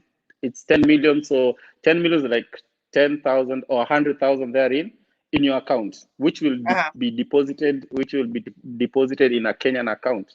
And you can have what is called so you come in with a project, say, I want to start this project. You come in, they help you. Actually, there's a platform that enables you to deposit that money in that account, which is your account. They help you open an account, which is your account, and then you start the project, and you're given your visa, and you start operating. So it can be 10 years, it can be 15 years, because it's your business. Okay. And so you can renew after they usually stamp it for 2 years, and then they renew it for every 2 years, 2 years, 2 years. So as long as you're in the country. Okay. Long as I have Yes. the money to stay and I say I'm doing a project, I can stay. Oh, Exactly. that's how they're So there's doing it. another class. So there's another class that is, I think, class K. So in class K, what they do is, if you're retired on the other side, and you can prove that you have an income that can sustain you from out of the country, you can come in. So provided that you will not engage in any economic activity within the country. Okay. So you are just, I'm a retired, I just want to stay and live in Kenya. I do not need to work. I just need to relax, Okay. So So you can people can come come. in as that. Okay. So I can use my Yeah. So retirement to come and to okay. Okay. yeah. Wow. So Okay. as long as you can prove that you can there's money that can come in every single month on to benefit you, which is your own money, you can come in with that class and you can stay in Kenya. And mind you, if you do that, eventually after 7 years, you apply for the citizenship. And so the trick is to be in Kenya for continuous 7 years. 7 years. Okay. Exactly. And Wow. then now you Why can does it start the take so process. long in order? Why does it take so long in order to get a citizenship? If you make it easier for anyone, I mean, the whites will be here, the Russians will be here. So they're Yeah. making it so that it's how do I put it? It's only the serious people who really want it Yeah. do come for it. You don't make it easier for anyone to just walk in and say, I want to be a Kenyan. And that invites a problem, because when you become a Kenyan, you get an automatic right. You do not become a second citizen because you came from America. You get the full rights. Okay. And so if you Wow. do that with people like the Chinese, you suddenly fall into a trap whereby tomorrow they denounce that citizenship after they've taken everything they need from you. Yeah. And so it's a guarding measure that whoever really wants it has 7 years to prove that they want it. Wow. Okay. So you So really, I'm really have seeing to a want it. couple of ways that you can actually get it. And I want to talk more. We'll talk more about that, the different ways of maybe getting citizenship. But I think, like you said, I think right now we visit. We visit the different countries or continents just to see which one fits us better. Okay. Yeah, so for Kenya, it's 90 days. It's 90 days. For guys who are coming from Bahamas, it's visa free, because even Kenyans do go to Bahamas visa free. I think all the Caribbean islands, it's visa free for them, because it's a Okay. complementary kind of arrangement that they have Okay. for Kenyans. So if I want to go to Bahamas today, I can just wake up, get a plane ticket, and just go to Bahamas. If a Oh, okay. Jamaican wants to come to Kenya, you just wake up the next day. You have like 3 months, so that is 90 days of no one asking you anything. Okay. You're in Kenya for 30 days continuously. And so it's different ways of getting in. But first, like you said, starting, come, look at how each country has to offer and feel what fits you best. So if you Yes. feel like Kenya is good for you, Kenya has if you're in IT, then you'll be like, okay, Kenya is it for me. If you have a mining, probably the country that has more mining will go to Tanzania, and you keep on doing that. Like, you identify what I've seen couples in, like you've said, in Rwanda, opening bread and breakfast, I've seen people in Tanzania opening businesses. So it's not impossible. It's not. Yeah. It's actually opening businesses in Kenya is it's easy. You have like 2 3 days, 4 days, you've opened your company. But the Yeah. trick is if you're coming from outside again, you can't just open a company. What you can do is open a company in the US, partner with a local company. That is how you get in. Oh, okay. So if I do it here first Mm, and then partner with, okay, I understand. So that is how But you I, come in. okay. So it's Oh, actually law that you can't have a company that can say, I'm coming and I'm setting up in Kenya as my own. So that law was to ensure that the people even that are employed there, you uplift the company that is already down there. So you have to okay. partner with a local company just to bring it up. Okay. And so that even if you exit, they have that expertise, they have Mhm. that mindset that they can actually pick up from there. Okay. Okay. Yeah. Wow. Okay, you're giving us some great ideas, you guys. You're giving us some great ideas of how I to mean, move. that is how they do, that is how the whites do it. They actually come in as missionaries. Most of them come in as missionaries, and you'll see them here for like I know one personally that came in as a missionary, and they looked to purchase a house, not to rent, not to lease, to purchase.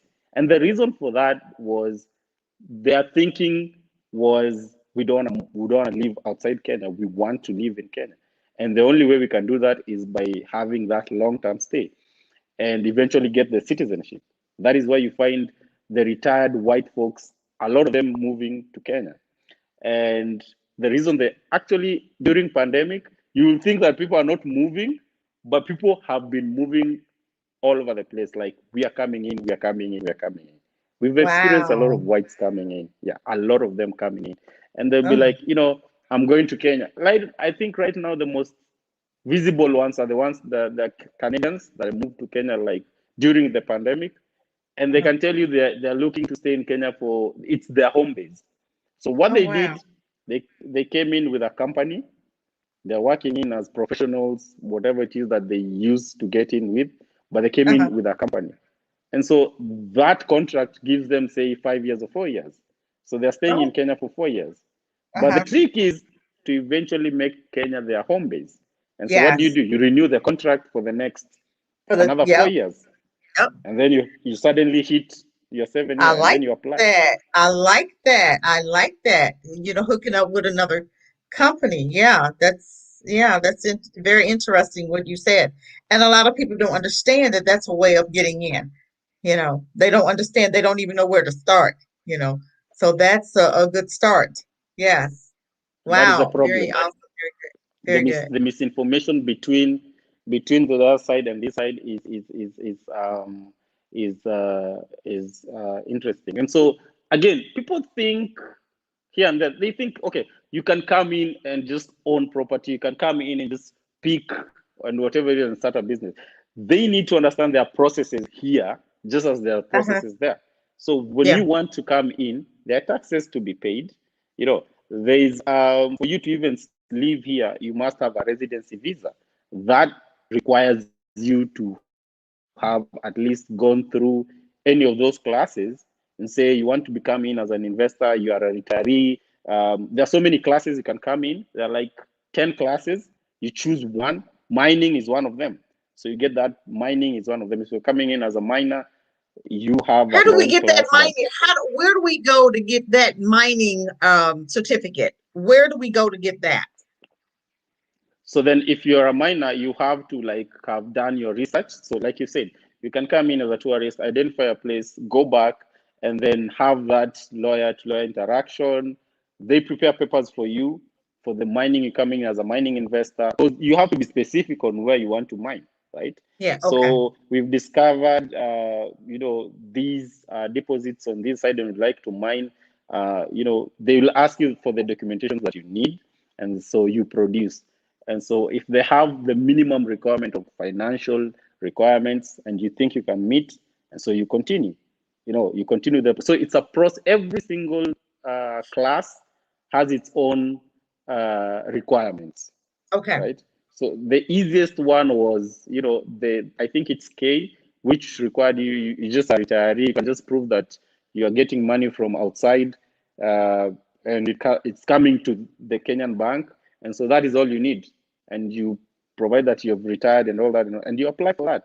But the caveat to that is that you cannot engage in any economic activity. You're just coming here to just live and enjoy your life, you know. That is like, it doesn't require anything else other than that. Then you go through the processes. You have your alien ID, you have your KRA PIN, and you're good to go. You have your residency and you're good to go. So once you have the three documents, there's nothing stopping you from moving around in whatever place you need to be, you know. So people need to understand why they're coming and what awaits them, because there's that danger of saying, I'm selling everything and I'm going to Africa. You've not done your research, you don't know Right. what the country requires. And then when you Right. get there, you quickly realize, wait, there are processes to be followed for me to even become a citizen, you Right. know. So you Right. don't just become Right. a citizen overnight. Yeah. So there are ways you can get in and do that which you require, you know. And so Wow. Awesome. the best way is find something that you can do in Kenya. Come as an investor. There's that minimum requirement, that is needed. And Kenya is Kenya, so money speaks. So if you have money, you will get your documentation just like that. Okay. You You know, guys hear that? just like that. Documentation, money talks. Money talk. That's everywhere Money in the talks. world. So if you need your documentations within 24 hours, within 48 hours, as long as you're willing to, you have people who can act on your behalf, as a broker. And this is where again the blacks go. Anywhere in the world, if you are a foreigner, people will try to take advantage because you don't know the process. But this is where the differences come in. The whites in Kenya cannot be like, how do I put this? They are more aware of the Kenyan society than if you Okay. came in. So they will not be taken. You find a white person bargaining and saying, no, Okay. I'm Yeah. not paying for this. I know Oh, it's around this much. And yeah. so the price will go down to what he says. Because they've done their homework. That's why you have to do your homework. And you said it.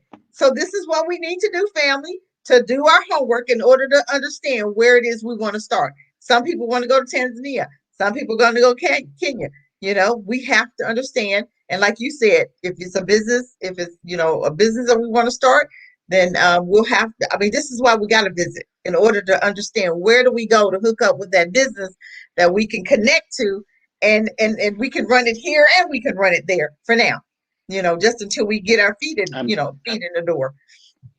Exactly. That is exactly what I'm saying. Like, I don't understand why people are like, you can have a business in Kenya and still stay in America until it gets to a point where you can be like, you know what, I quit.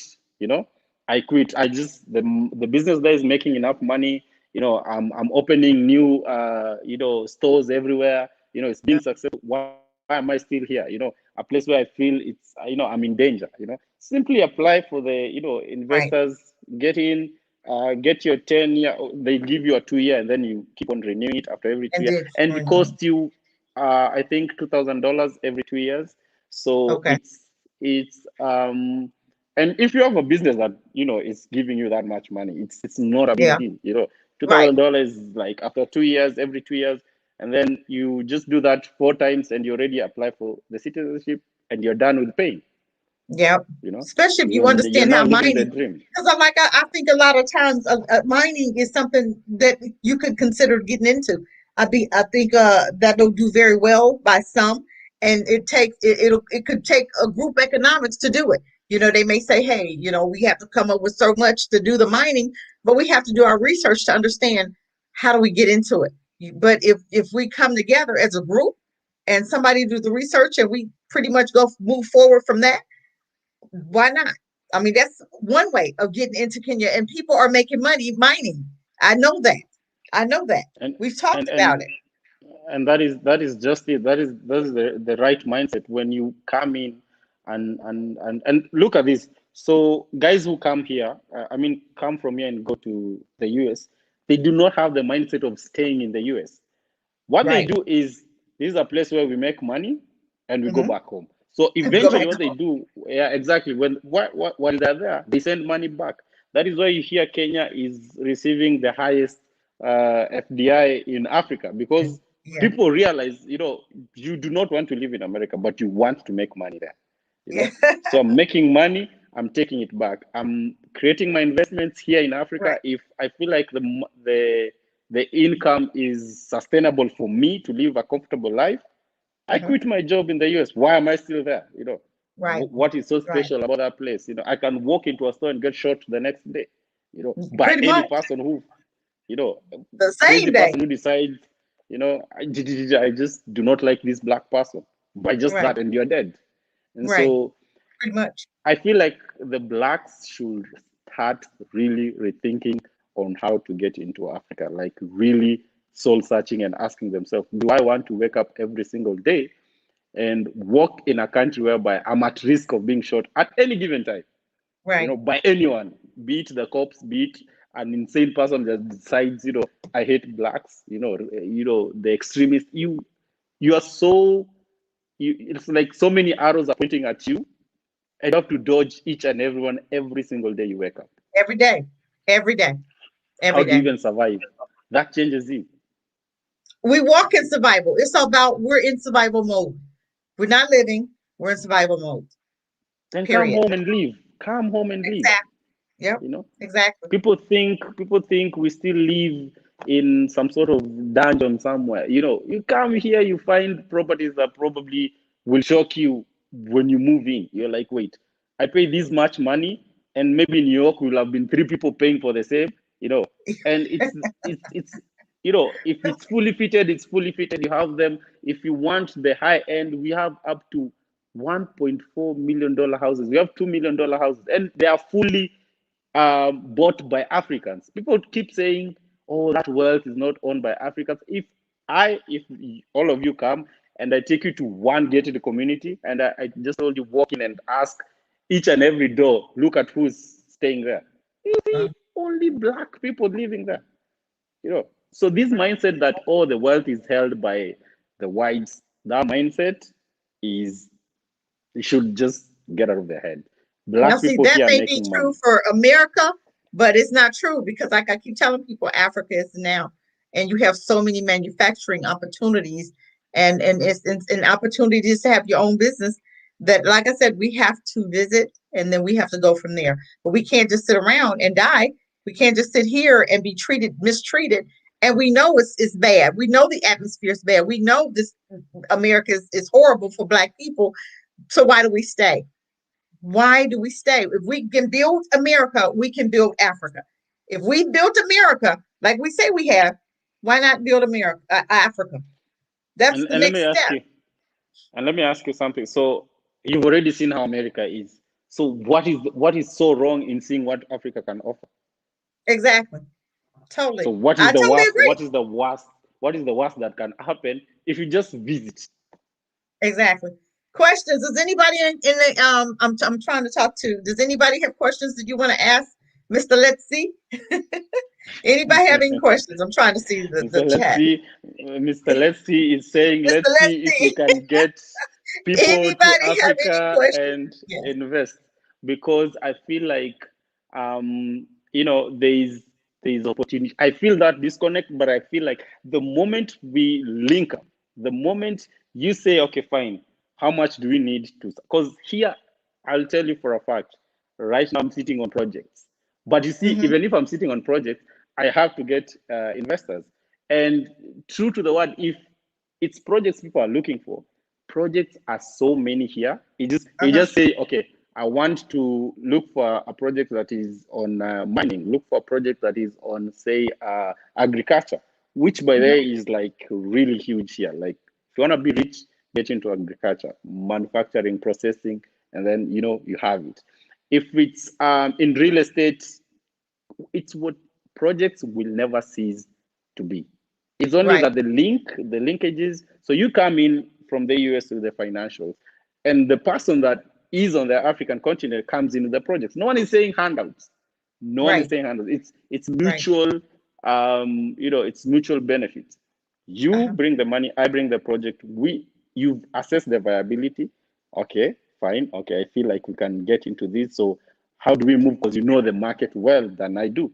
So be like, okay, you handle. So you like to handle finances. You handle finances. Let me handle the market. Yeah. You know, and so even you feel safe when you're handling the finances, and the other person is handling the market, and whereby you can actually now again, like I said, it's a win-win formula. Like you bring Yeah. the money, they bring the projects, right? Right.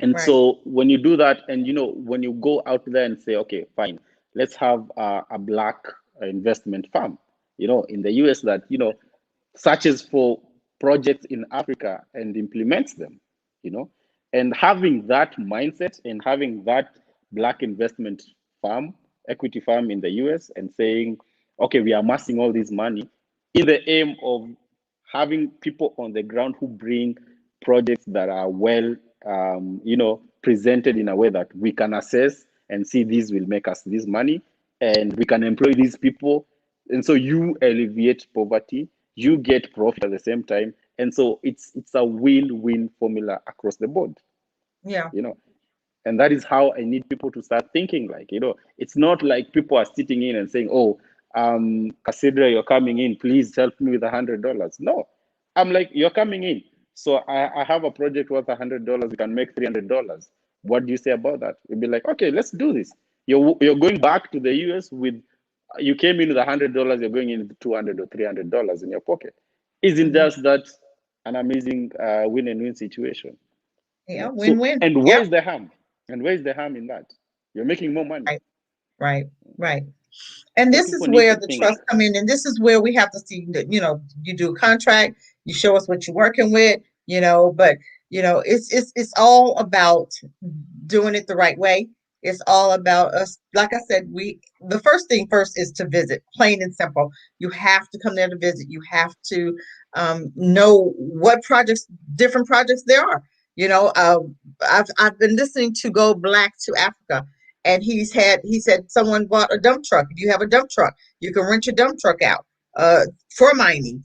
Or he showed some other kind of equipment that he said if you had one of these, you make money. You get to lease it out, and I would mind doing that, buying one of the dump trucks and leasing it out to the miners. So it's just different ways and we can even do a group economics thing.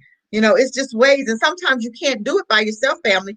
We have to have some help. We have to come together with like-minded people and make things happen. We can't do it. We and this is the thing with America. We come here, we try to be I, me all the time. No, what about us?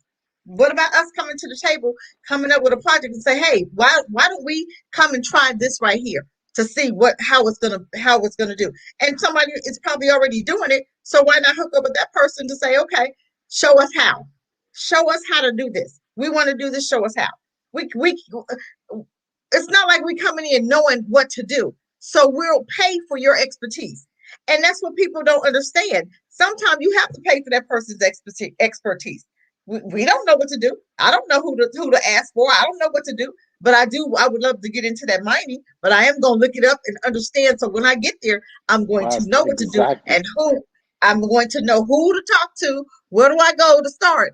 And that would be an amazing event. I would even like to get like a goat farm. Meat. You need meat. Agriculture. You can get you some land, and you can rent a part of your land out to different people and build a store on that land, and everything that you uh, uh, grow on that land, you can sell right there in your own store. See, it's different things that you can do, but we have and to get and there and do it.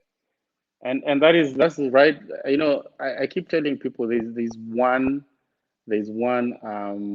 market that is missing. We have like Kenya when it comes to hospitality is way up there, but there's one thing that people are missing. Like now you're coming in from America, so there are foods that you'll miss.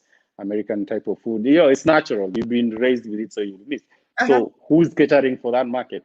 That is a market that no Exactly. one has even tapped into. So Exactly. these are the ideas, Exactly. that and all the things that you need to make that food there, they are Exactly. readily available here. So it's only that no one has that, because people are catering to the local market, right? Right. So no one, we are catering for the Japanese, the Chinese, but you're not catering for the blacks who are coming in. Right. What favorite meals do you like to eat? Because we do, like I Right. said, even if we do the whites, right? So we Right. don't know what blacks Right. do love to eat in Right. America.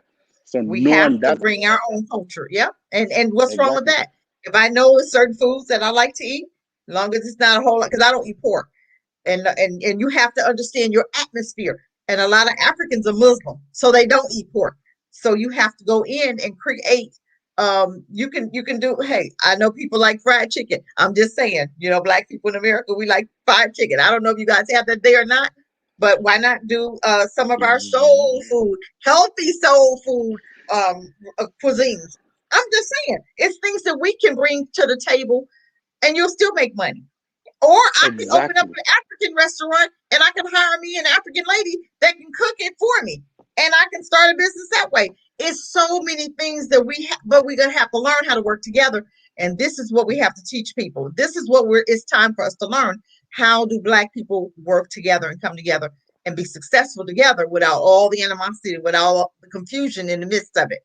We have to learn how to trust each other. And that's where we're at I've right seen now. I've seen a couple of black people wanting to make inroads in Kenya, and they've started making inroads, and they quickly realize there's money to be made. And so taking that first step, as you said, coming in, identifying Yep. what you want to do, Right. and going back and saying, okay, I have to do one, two, three, four, five. So what do I need? I need a work permit. So if I need a Hmm. work permit, how do I get that work permit for me Right. to get to Kenya and start that economic activity? So first of all, you need to apply for it, which is the swift way. It's not once you have the lawyers who, again, this is another thing. I need to actually tell this to whoever is listening. So when you come to Kenya, and I'll speak specifically because I'm from here, and so when you come to Kenya, you have to have reliable lawyers. Because remember, these people, also the lawyers, there's some shady lawyers, and you didn't know that, So Yeah. you are thinking he's a lawyer, you think he's upright and all that and all that. So you get one bad experience, and you're like, I'm done. Right. And so there are good lawyers that will cater for your process. They will tell you their fees and everything, and they will cater for your process up to the end. And then they give you your invoice, and then you'll be like, okay, I've gotten my documentation. I know I can move in, and so you're done with them. And they normally, a good lawyer will always give you step by step on what you need to do, Right. and their fee will be the last thing you're doing. And so um, whoever wants to start that process, in because the only way you can actually start to make money in Kenya is by getting a work permit. There is no way around it. There is no circling around it. If you want to start a business, you must. It's a big must have a work permit. And so, how do you get that work permit? Then that becomes the question. So then you Okay. go to the classes that I've told you. You look at the classes and see class A to G to K. Okay, this is the class that I'm comfortable with. So let me apply it under that class, you know. And once you Wow. apply it under that class, the lawyer, they know people inside there, so they make your process just move easily. Because of course Okay. they'll ask Okay. you, they usually call it a facilitation fee. That is like, Okay. wash my hands, I wash your hands, we Right. finish That's this okay. process. We Yeah, understand that. but you do get your legitimate papers at the end of the day, Right. because that is And what and matters. I mean that's everywhere you go, you're gonna have the courtesy fee. You're gonna have that. Yeah, And who's to say that I could not create a place for other African Americans to come if I have that lawyer and I have the people in place to be able to help others that's coming there? That's a business right there for somebody. I'm just saying, it's so many businesses that you could create in Africa. I don't understand. Like you said, we need to get there in order to understand what the to need is, understand because we know exactly. what we're dealing with. We know about white supremacy. Why not, get us to say, okay, nope, that's not a good person to work with. That's not a good person to work with because we know that spirit. But you, on Mm, the other hand, don't know the spirit like we know the spirit. So guess what? I will be able to recognize that spirit more so than you will, and I'll be like, that's not a good person. Look at how he do da da da, or look what he said da da da. But we have to understand this is why we come together and we create. businesses. You Yeah. have to So see a need and create a business out of that need.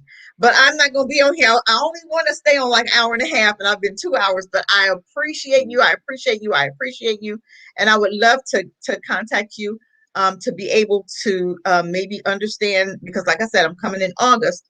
And I'd like mm, to come to Kenya and I'd like to hook up with some people, with like minded people that are trying to do some things. I don't, it's a lot of people, it's not, you don't know, I don't know anybody there, but I'm just saying, me and African Tiger, she pretty much is, that's probably pretty much who's going to lead me yeah, around yeah. to see where I'm going because she's from there. She's been traveling a lot. I don't know whether she's back. Yeah, she's Oh, my friend. I Also, think she was, we yeah, she's still she's out. I in think she's still in the yeah, Gambia or just left Gambia or something, Gambia. but Yeah, yeah. yeah, yeah. I Uh-huh. think yeah. Uh-huh. There's that. I've been She's telling me, oh, I'm not back yet. She's a good one. She's my friend. So yeah, there's no problem with that. We can plan something. People can come and actually see that they are Right, legitimate businesses. They are right, legitimate processes. If right, it's a lawyer you want, the lawyer will be there. They will explain right, every single detail that you need, right. and actually that is part of the visit that should be amongst the things that people need to understand. Okay, I'm coming to visit, but I also would like to have a meeting or two. In that, the Right. next time I come, I have Yeah. these people in place that can handle Right. these situations. Right. And Right. so the Right. lawyers are there. Whoever needs the lawyers, they are there. They'll be provided for. You can have a meeting with the lawyers in knowing how you want to come in. They can advise, Yeah. better than I can because I'm not a lawyer. But I know, from specific things, I know, but they can advise internally, like completely, and tell you this is the best way to get in. This is the fastest way to get in. It can be, what do you need? You need this documentation. I know a person who can facilitate, Hmm. and I can talk Hmm. to him directly and be like, okay, just make it as cheap as possible, give it to me as fast as possible. You have your documentation. And so Right. it becomes easier for you to transition into the country, and you have that smooth. Where I'm living right now, you cannot believe that the number plates that are down there are from UN. Like a lot of whites are here, and you ask yourself, like, if America is such a paradise, why don't you want to leave this place? Right. Right. Once they discover this, people, like, the mindset, you need to step in the ground for you to see how your mindset changes. You will Right. never, I guarantee you, all the guys who come from that place, when they do step here, they will have a totally different mindset. Right. Oh, there are no roads, oh, they're living in poverty. The moment you step into the airport, the moment, I don't know where you guys are gonna stay, which Airbnbs, whether it's in Nairobi or it's in Mombasa, I don't know. But the moment you step into that, out of that aeroplane, and you start moving around, you quickly realize that, wait, we have fresh air, we have internet, the fast, better internet than the US, mind you. You have better reliable electricity 24/7. So people will Yeah. tell you they don't have electricity, they don't have it, but you have all these things that people think you don't have because they don't want you to know. Right. You know, Right. And you that's know, what a lot of it is. A lot of it is just trying to cover up stuff and they don't want you there anyway. They don't want us there anyway, so they don't tell us a lot of the secrets, a lot of what the good about Africa. So they'll say, oh, and tell us all the lies about the babies and the flies and all this other stuff, and there's still a jungle and all this crazy stuff. But I just keep telling people, like I'm gonna say, keep saying we have to visit, and we do plan on visiting. Then that way, I will take it from there once I come there and I have to see what's what, and then I'll do my show from there, of course, because I want other people to see that it's legit. Other people yeah, have to it's see. it's exactly. The other people have to see it's legitimate, Mhm. and for them to even gain that confidence. And I can guarantee you Right, that you'll have a right, smooth ride.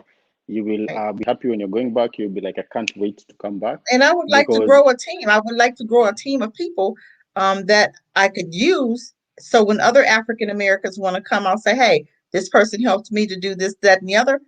And this person can you help you, and recommend that'll also be help that person to make some money. You know what I'm saying? And it's not always about money, but it's about trusting the person that you're working the with. And person. once you do it for me, then guess what? I'll tell the next person, hey, I got somebody that I've done this with, and then that opens a door for you to have more clientele to make you a little money also. So that could be a great way of you possibly making a living, by having the other African Americans that's coming from America, that's coming to Kenya. Okay, here, this is what we need. Where do we go? What do we do? And that could be a service that you offer, you know. So Come I'm to giving you Kenya. some ideas also to think about Come to that you can Kenya. open up. I usually prefer, look, I'm doing pro bono one time. Come, let me just be nice and show you around and do all that. And you yourself decide, okay, fine, I trust this guy enough. Can we come and sit down before I leave? We do 1, 2, 3, 4, 5. By the time I'm coming back, I need step 1 and 2 to have been Right, completed. And these are right, my timelines. And so you right, have that constant communication, right. between each other. And then you're coming in on October, right? August, Oh, August, the August. August, August. So then what you need to do is, again, keep constant communication. And I will guarantee you that when you're going back, no one is asking you for money. No one is asking. All I'm saying is that you will see what you need to see. Hmm. You will have what is called the opportunities to decide what you want to get into after you've Right. seen, and then And whatever projects will be proposed. that's what I will be coming from. I will want to come to see what exactly, opportunities are there and go from there. Because right now I can say what I want, but once I step foot on the ground, I know that the doors will open and I'll understand and see more opportunities, possibly something that I couldn't see from here, that I'll see a need. And I tell anybody, you create a need, out of a service for a need, you got it. All you have to I do is mean, see a need and create a service out of it, and you're well on your way. You're here well on here your I'll way. tell you here I'll tell you, if you have anyone who loves cooking, if we can start a restaurant here, an American restaurant here, makes insane amount of money. Like if you I keep walk, the telling moment you people, you step. guys hear that, right, Isaac? You guys hear that? If you come there and you have an idea for a restaurant, because I even said I want like a winery. I want to put a place where we can do a meet and greet on the beach, and we can come there, African Americans to African Americans to Africans, and we come and meet and we drink a little wine. You have a little, little snack or whatever, but we get to know each other. And what's wrong with that? I think that right there is building bridges. It's going to do a little healing for both of us. And that is one of my dreams that I would like to get into, even, somewhere. I don't know if it's Kenya but I have to put my feet on the ground to see where's the best spot for it. But What's that's the one of my best part? ideas. Yep. And I'm just You saying, have it's all no. about group economics, because I wouldn't want to come there and do it by myself. So it's about group economics. You bring money to the table. I bring money to the table. A couple of us bring money to the table. And who knows, if we have like-minded people, business and adventures galore. Money. I mean, I keep telling people Africa is the now. We have to get there and understand so that we can see the need and we can go from there. But with that said, I want to give you a couple of last words, and then we're going to Mm. go for today because I don't like to make my lives too long. So Okay, what? okay. So my punchline and my words of wisdom to all the black folks there, like, first of all, I'll make it as short. First of all, come visit. Don't do anything, just come visit. Go to Masai Mara, go to Amboseli, go to Diani Beach, go to Atamu. See the beauty that you can see, right?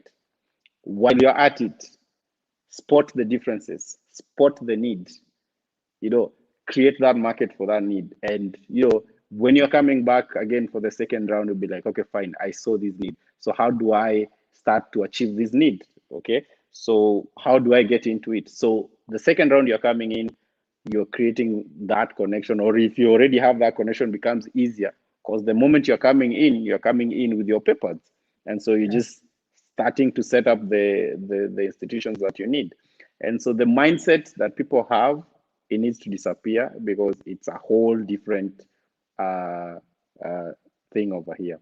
Right, And my last words will be like, have that mentality that everything can be made into a profit. Anything can be made into a profit. People sell invisible things. How do you even justify somebody waking up and telling you this stick is worth $1 million and people bid for it and they sell it? You know, and so it's confidence. We allow people to define what we want, what is valuable to us, Right. right? As Black folks, they tell you gold is worth this much. They tell you Right. TV is worth this much. They tell you a car is worth this much. But at what point do an African say, okay, fine, this is worth this much, and this is what I'm willing to sell. This is the standard, you know. Right. And so with that, I can't wait, but we just hope that you guys will come and will enjoy your stay. Absolutely. Whoever needs any assistance will go back to you. And my contacts, I don't know how you will have them. I think you even have my contacts if I'm not wrong.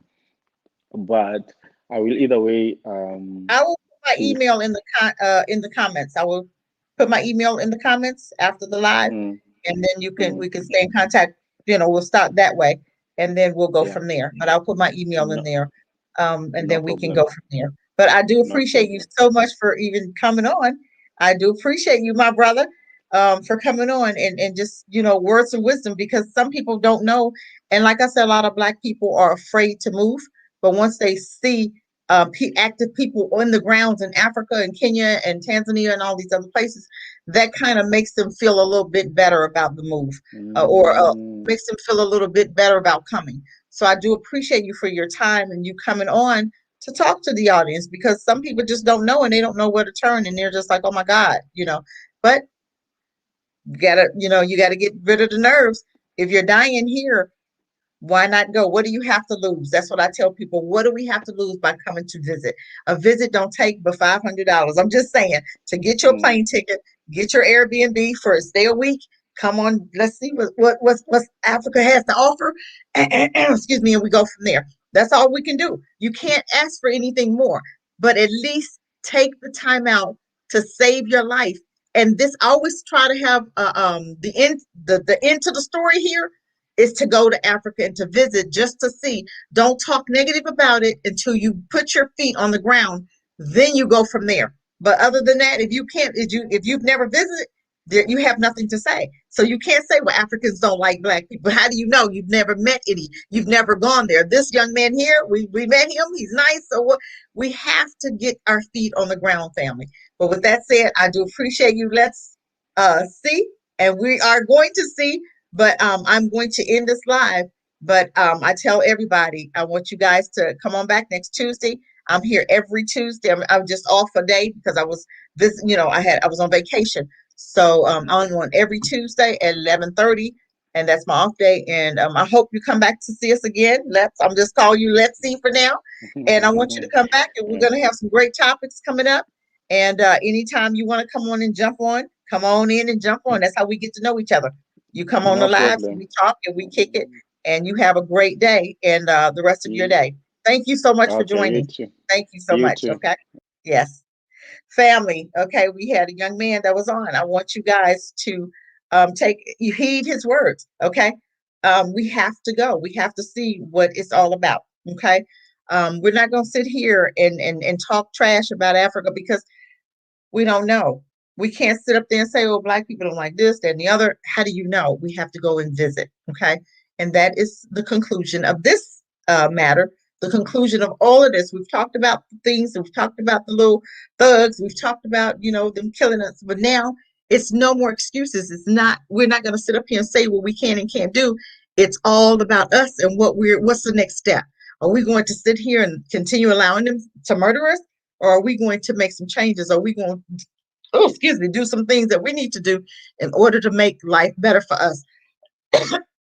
So your life is in your hands. It's up to you. No more excuses. No more saying, hey, white folk doing this, that, and the other. No, no, no, no. What are you doing for yourself? What are you doing that's going to change your outcome? What are you going to do in order to live and to be free? It's not up to them. They have nothing to do with our lives. It's up to us to be free. You have to first change this, and you have to step into the deep, and you have to move forward.